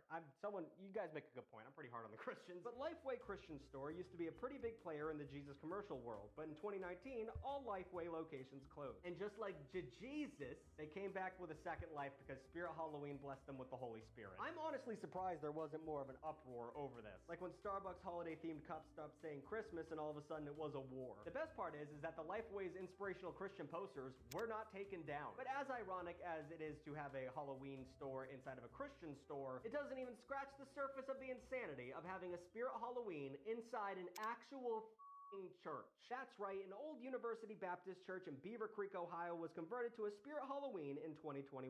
From what I can tell, this is one of those American-style mega churches, so it's not like they're like doing the Catholic. Like this place isn't stained glass and old musty pews, which is, I love the vibe. That's probably from my Catholic upbringing, but I love being in a Catholic church. It's so beautiful. But that's not this. This is one of those big doofy ones. These churches are like the Willy Wonka Christianity, with soft rock worship jams, coffee stands, and stadium seating. But regardless of the strip mall vibes, this was a place of worship that became a place of demonic animatronics. So just make sure you go into the confession booth and say a prayer before you buy that sexy nun costume. Oh wait, Baptists don't do confession, I don't think. So I'm writing an essay on cats. Cats in art history. I'm an art history major. Bring your own confession booth. But speaking of costumes, obviously costumes are the lifeblood of Halloween. Spirit Halloween. Sure, they sell tons of home decorations too, like fog machines, fake cobwebs, and weird figurines to put in your front yard. But even if you aren't the festive type that decks out your front yard like a low-rent haunted house, the Halloween costume brings us together. And they are a huge moneymaker for Spirit Halloween because the profit margins are unbelievably high. According to one survey, upwards of 69% of Americans make plans to dress up every year. Spirit has expanded its costume selection over the years, from generic ghouls and goblins to officially licensed products. But that doesn't mean they're always good. Because some of them are dog shit. Are you ready for real world terror? Let's look at some of the dumbest Spirit Halloween costumes that are available right now or have been in the past. Firstly, and the main reason I made this video is because I have a collaboration with Spirit Halloween. I'm just kidding.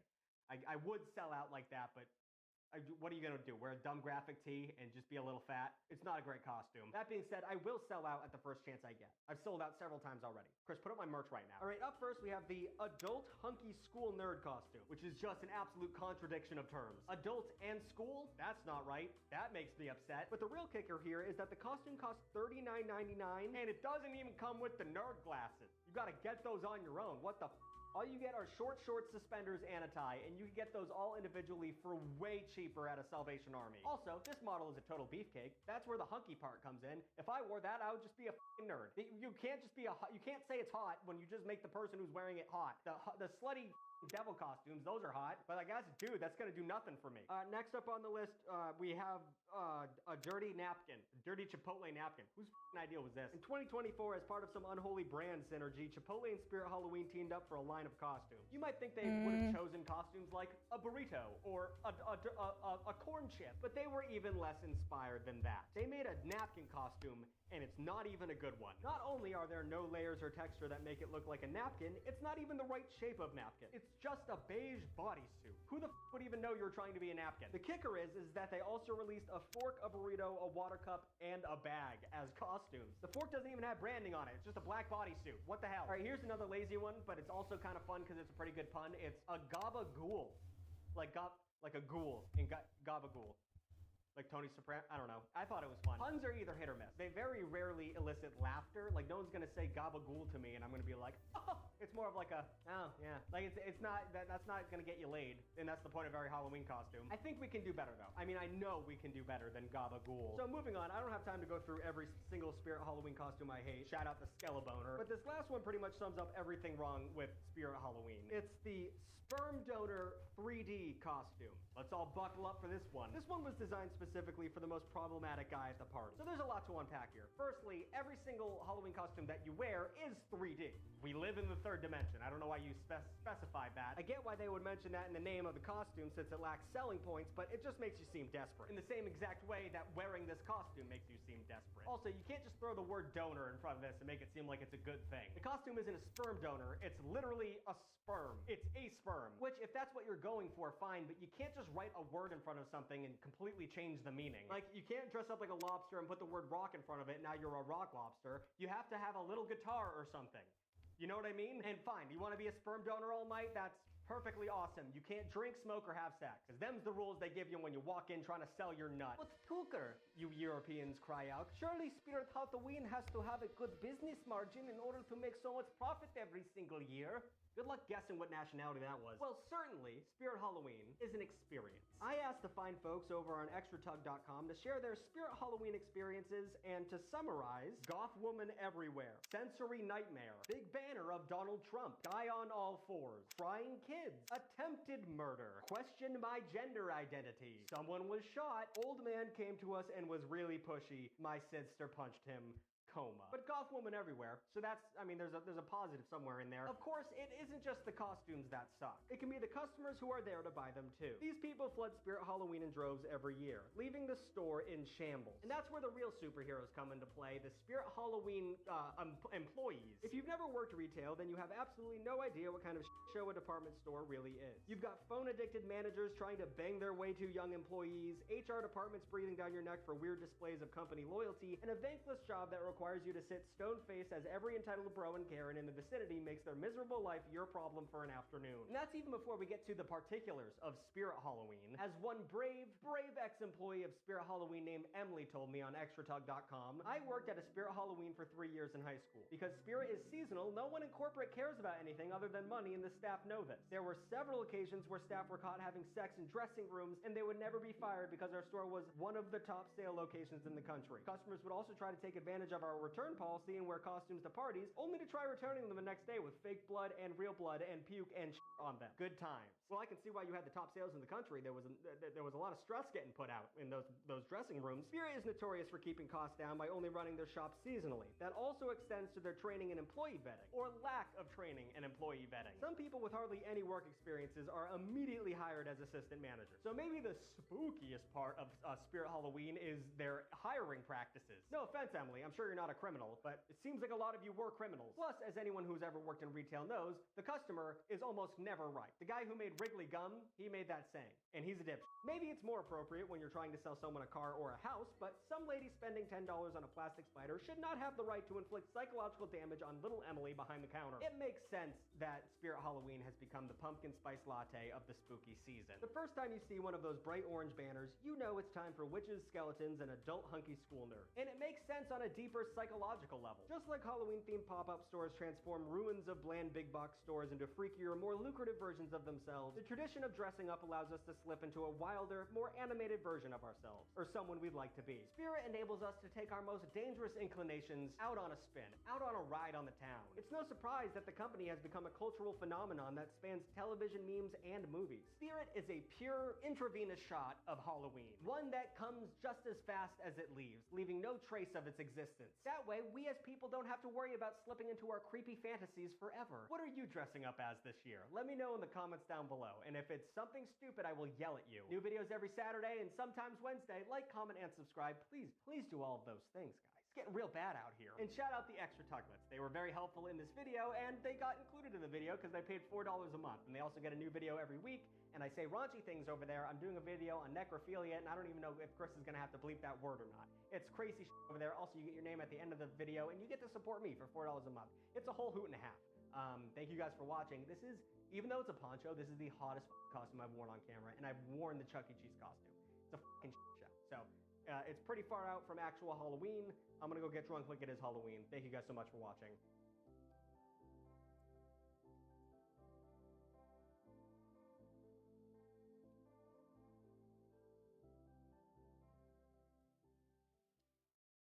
I ordered 200 hand-forged knives to my dorm room and built a Wix website to sell them. I'm Noah Rosen, founder and owner of Forged to Table Knives. Working my way up through the culinary industry, I knew a lot of people.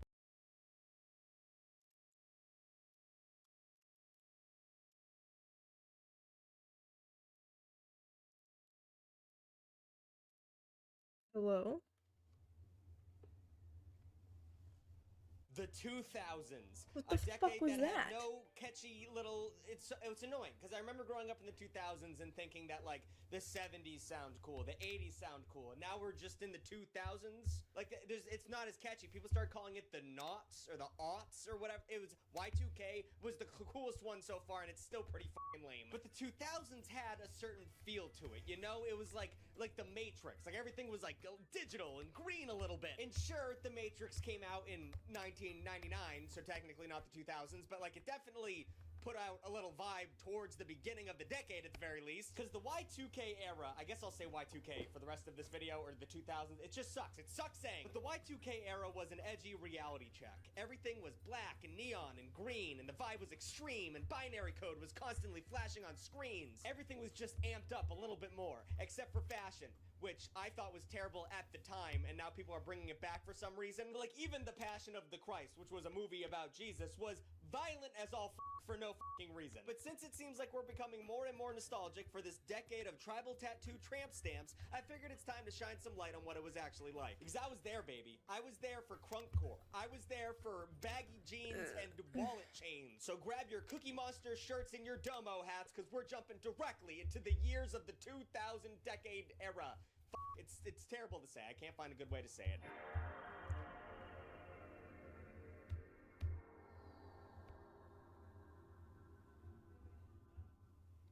Before we even hit the year 2000, things were off to a rocky start. The Y2K bug was all hyped up for one ridiculously simple reason. It was essentially a calendar formatting issue. Computer memory used to be really expensive, so early programmers cut corners by abbreviating the year of the last two digits. But since the year 2000's last two digits were going to be 00, everyone thought that the computers were going to get stupid and scared and ruin everything all at once. Analysts had no idea what would happen exactly, which is terrifying, but many feared doomsday scenarios like bank closures, power outages, and nuclear disasters. Nuclear, I don't know. You guys get mad when I say that word, and I understand I say it stupid like George W. Bush, but you got, whatever. It's the 2000s. The worst case scenario made for a pretty compelling story, and every media outlet was talking about Y2K. So while we had no idea what was going to happen, we had a lot of ideas of what could happen when this shit hit the fan. So businesses spent years overhauling their hardware and software, or went through the painstaking process of replacing and rewriting all of their code. And while companies and organizations and governments were all scrambling across the earth to get everything ship-shop shape for the big 2000, religious and far-right groups were connecting the Y2K bug with the biblical last days and the second coming of Jesus. You know, Christians. Turning computers into Jesus since 2000.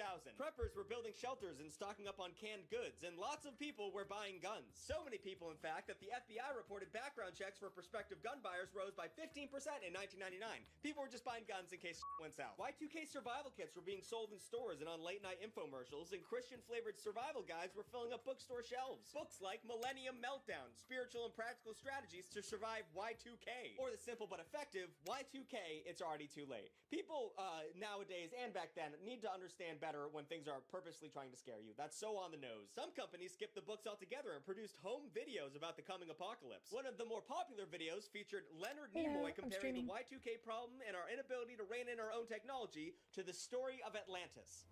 We recall the fate of Atlantis. The primary question for our civilization as we approach the year 2000 is this: have we allowed our own highly advanced technological innovations to far outpace our human abilities to control those innovations, and most importantly, to foresee their ultimate consequences? What the f*** was going on in the year 1999? While a very loud portion of the population was losing their collective minds, the adults were quietly fixing things behind the scenes. President Clinton had a Y2K czar in charge of overseeing nationwide compliance, and Prime private companies spent an estimated $122 billion to fix their systems. And across the world, that number is estimated to be at least $1 trillion fixing this bug. And when the clocks finally hit midnight and the new millennium began, nothing of note happened. Everything just kept continuing, and No Doubt performed the MTV set. It's historic. You should go watch it on YouTube. But the public's reaction to humanity solving the Y2K problem foreshadowed contrarian and conspiratorial vibes that have come to define the 21st century. And it's not to say everyone thought this was all peachy. A lot of people believe to this day that the Y2K bug was a scam to get, like,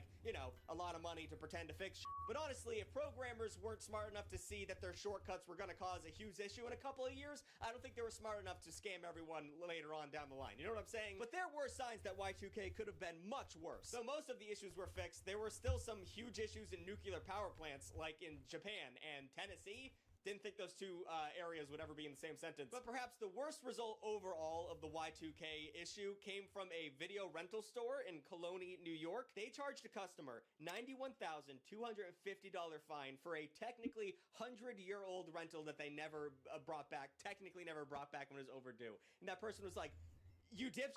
We didn't have technology to watch VHSs in the year 1900. What are you doing?" Wait, would that be 1900? No, that was 1,000 years before. What?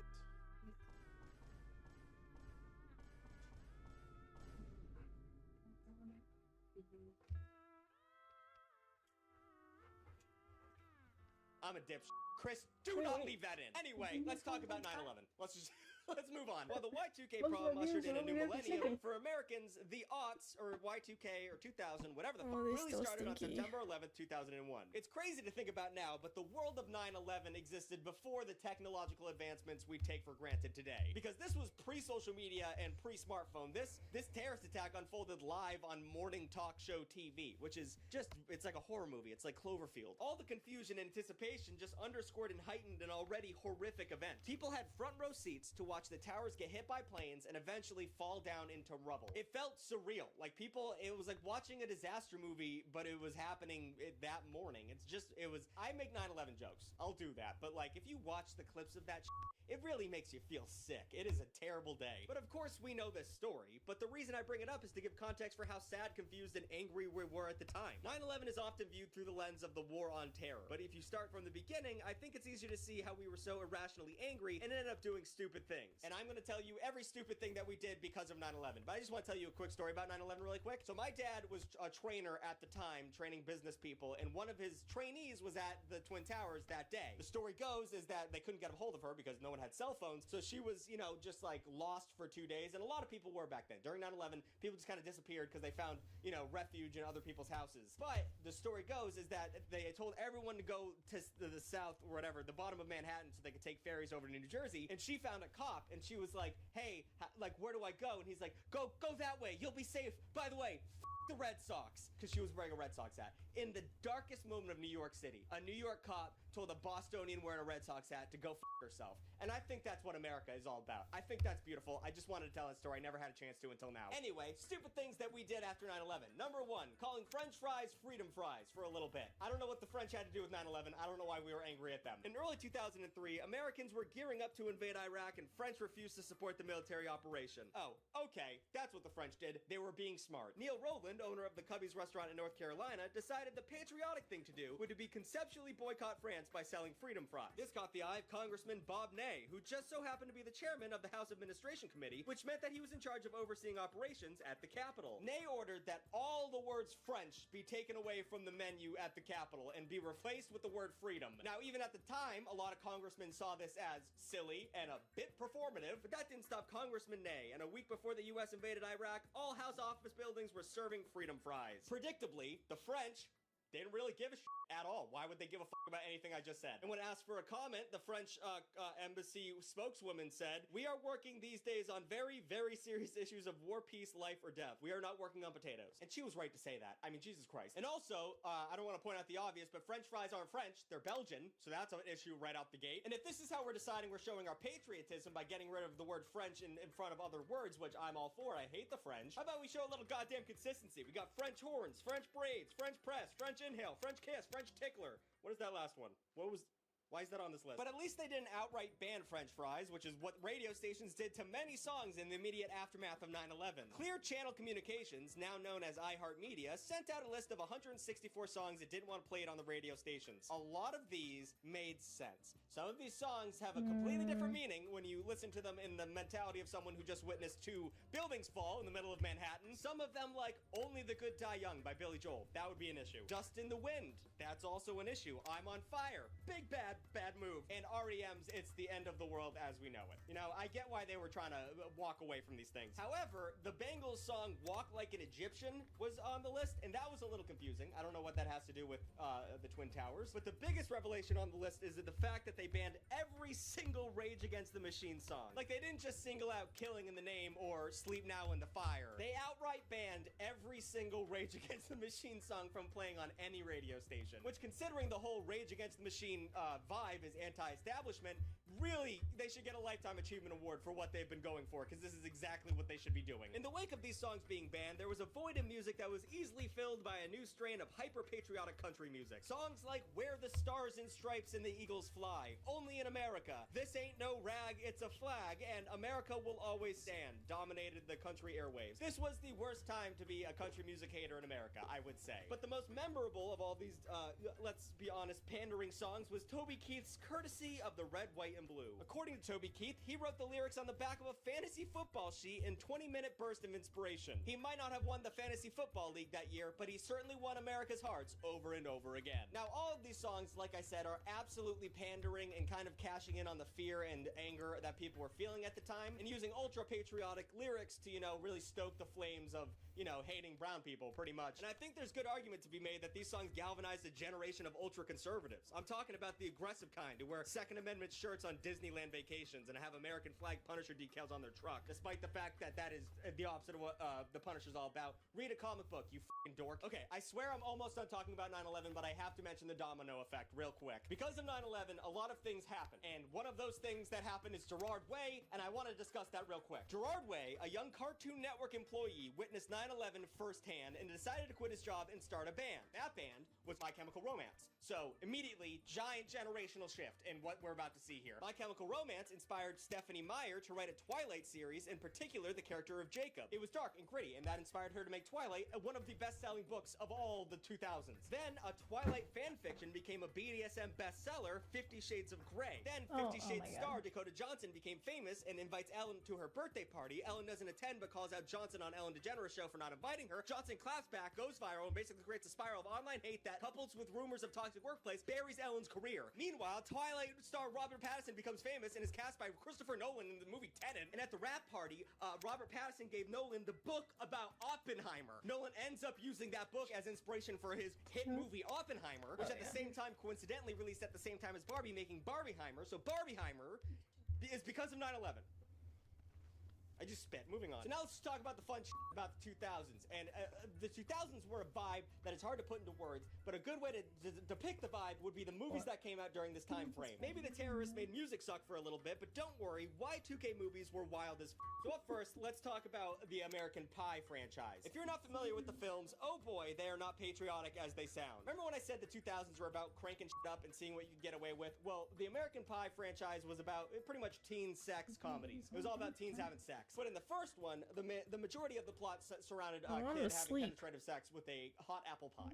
That was like the title of the movie. That was the plot point. Together, the 4 films in this franchise have made just shy of $1 billion and turned a ton of spin-off sequels. Between 1999 and 2012, there were a total of 8 American Pie movies released. I don't know if I could genuinely say these are influential, but they were certainly inescapable. But American Pie was just another in a long list of teen films. You can credit the creation of these movies to directors like John Hughes in the 80s, but the formula was perfected in the late 90s. Younger audiences were also bombarded with teen-centric horror films like The Faculty, Scream, and I Know What You Did Last Summer. But the tropish, predictable formulas of these films led to a bunch of parody films. Parody films were huge in the 2000s, and they don't do them anymore, and I don't know why. They were a lot of fun. A lot of them were terrible, but they were a lot of fun. Not another teen movie skewered the 90s style she takes off her glasses and all of a sudden she's a babe aesthetic, and Scary Movie gave the same treatment to slasher films. The first 2 Scary movies are peak cinema. I don't give a going. The Wayans brothers are No. geniuses. Scary Movie was a wild success when it released in the summer of 2000, and it kind of became a parody of itself. Even the movie poster had a tagline, "No mercy, no shame, no sequels." And a sequel immediately followed in 2001. And then another one came in 2003 and another in 2006. But the first two were good. It's kind of like the Home Alone movies. Don't watch the other ones. The first two are fine. And if you're seeing a pattern here, that's because in Y2K,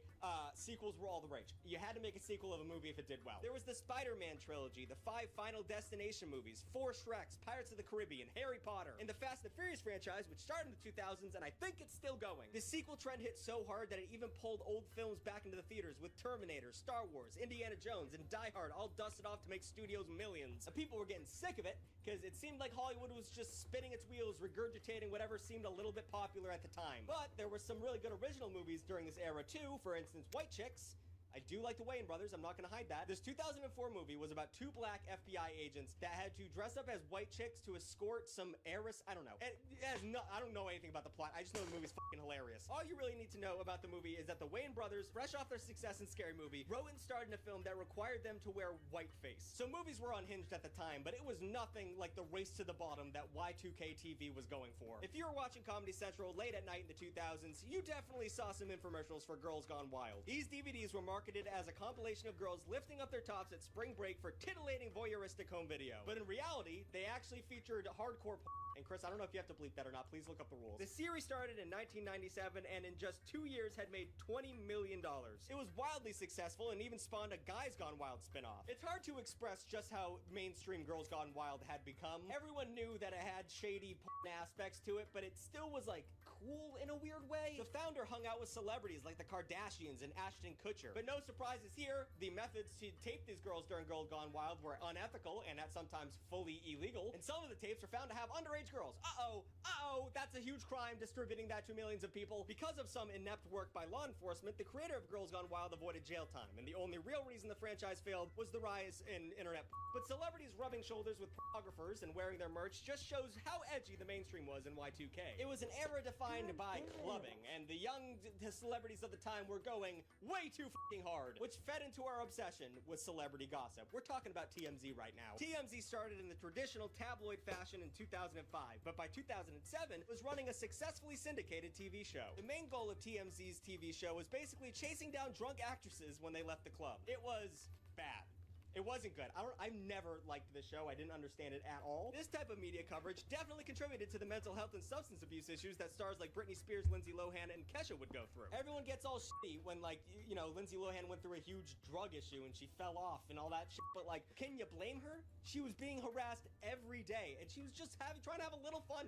You guys. But Girls Gone Wild and TMZ are the logical extensions of Y2K's obsession with reality. Everything was supposed to have an edgy grime of authenticity, and every show on TV was mostly focused around the term reality. Reality TV has its roots in the 90s with shows like The Real World, but in the 2000s, this once novel approach to media morphed into one of the only things that was ever on TV. Reality competition shows like Big Brother and Survivor just opened the floodgates of competition shows because of their absolute killer ratings, and networks loved them because these shows were much cheaper to produce than typical scripted shows. It was a boon to cable television programmers and served as an easy way to fill up time slots. Pretty soon we had a lot of dog shit reality TV shows like The Simple Life with Paris Hilton. A lot of people like that show. I found it a bit much. The market became oversaturated quickly, and in order for reality shows to stand out, it had to get really fucking weird. ABC had a show called Wife Swap, where 2 families would swap wives for 2 weeks, which I don't know if they had sex with the husbands. I don't think that was a part of it, but it was a very entertaining show. They'd take like a super Christian mom and like make her go live with a Satanist family. Like, I don't know where they found these fucking people. And then there was Kid Nation,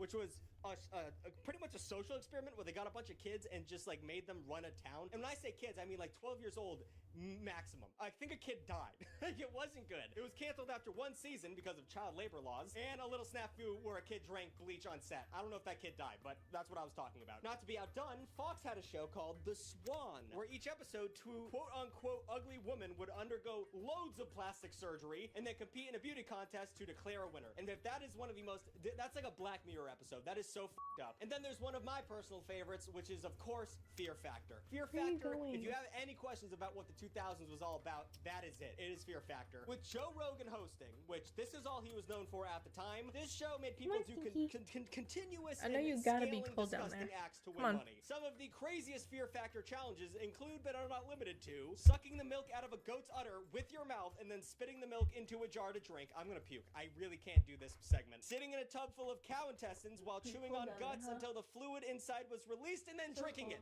Probably don't want to Bobbing for rings in cow's blood. Eating pizza made of cow bile crust, blood paste, rotten cheese, fish eyes, and worms. And then finally, a challenge so gross that Comcast canceled the show, making the contestants drink donkey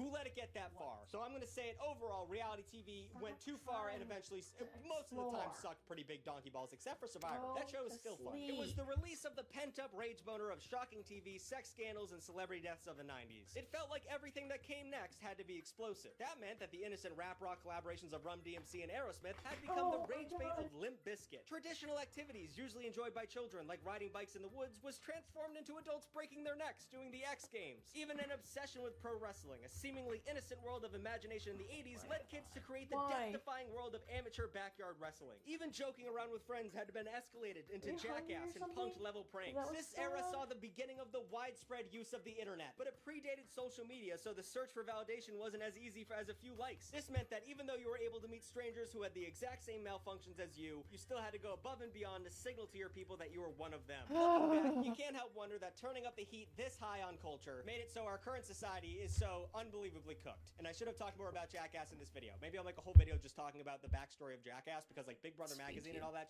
Can't Kill Yourself, all of that, it's so interesting. Anyway, leave your favorite trend of Y2K down below and everything I missed, because God forbid I didn't get touch pretty much anything in this video. I should have talked about way more. Like, comment, and subscribe. New videos every Saturday and every other Wednesday. And thank you to the extra Tuglets. You know the spiel. Holy shit. $4 a month. You get an extra video. You get to see this video a day early. You get so much good shit. So just go ahead and check it out. Look at all these names. All these people cannot be wrong. Enjoy it. It's good. Holy f***. Let's all say hi to Abby now. A little bit of a noodle right now because I had to give her some gabapentin because the movers are coming.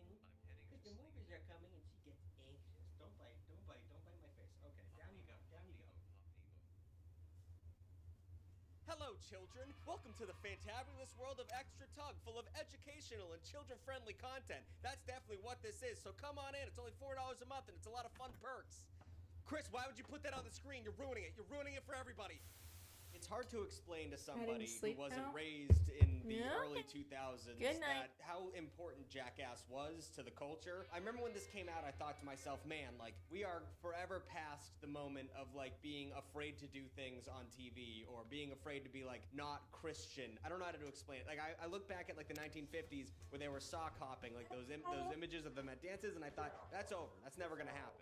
And then I didn't realize the cyclical nature of humanity and how we're going back to that. But it's important. Jackass is an important moment in history. By combining the DIY spirit of skating culture with the Y2K's thirst for extreme content, Jackass became an unlikely cultural phenomenon. Its blend of daredevil stunts and sophomoric pranks had absolutely no business airing on TV, let alone becoming an era-defining franchise. But here's the thing about America.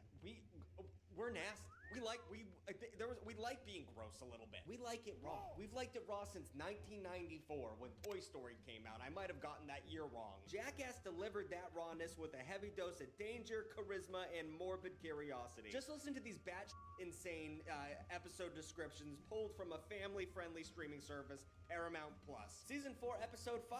The Kais face off in the horse manure joust. Johnny wets the bed while mattress shopping, and Steve-O goes snorkeling with bloodthirsty sharks and becomes a human urinal. You can just watch this shit. You can just turn on the TV and watch whatever the hell I'm talking about. From depraved stunts on film to actual death threats in real life, Jackass was obviously too insane to last. But despite that, we're still talking about it. People still remember it to this day, and I thought it was worth breaking down the entire history of how this came to be, how this psychotic tumor on American culture came to metastasize. But before we start, I want it to be said, don't try any of this shit at home.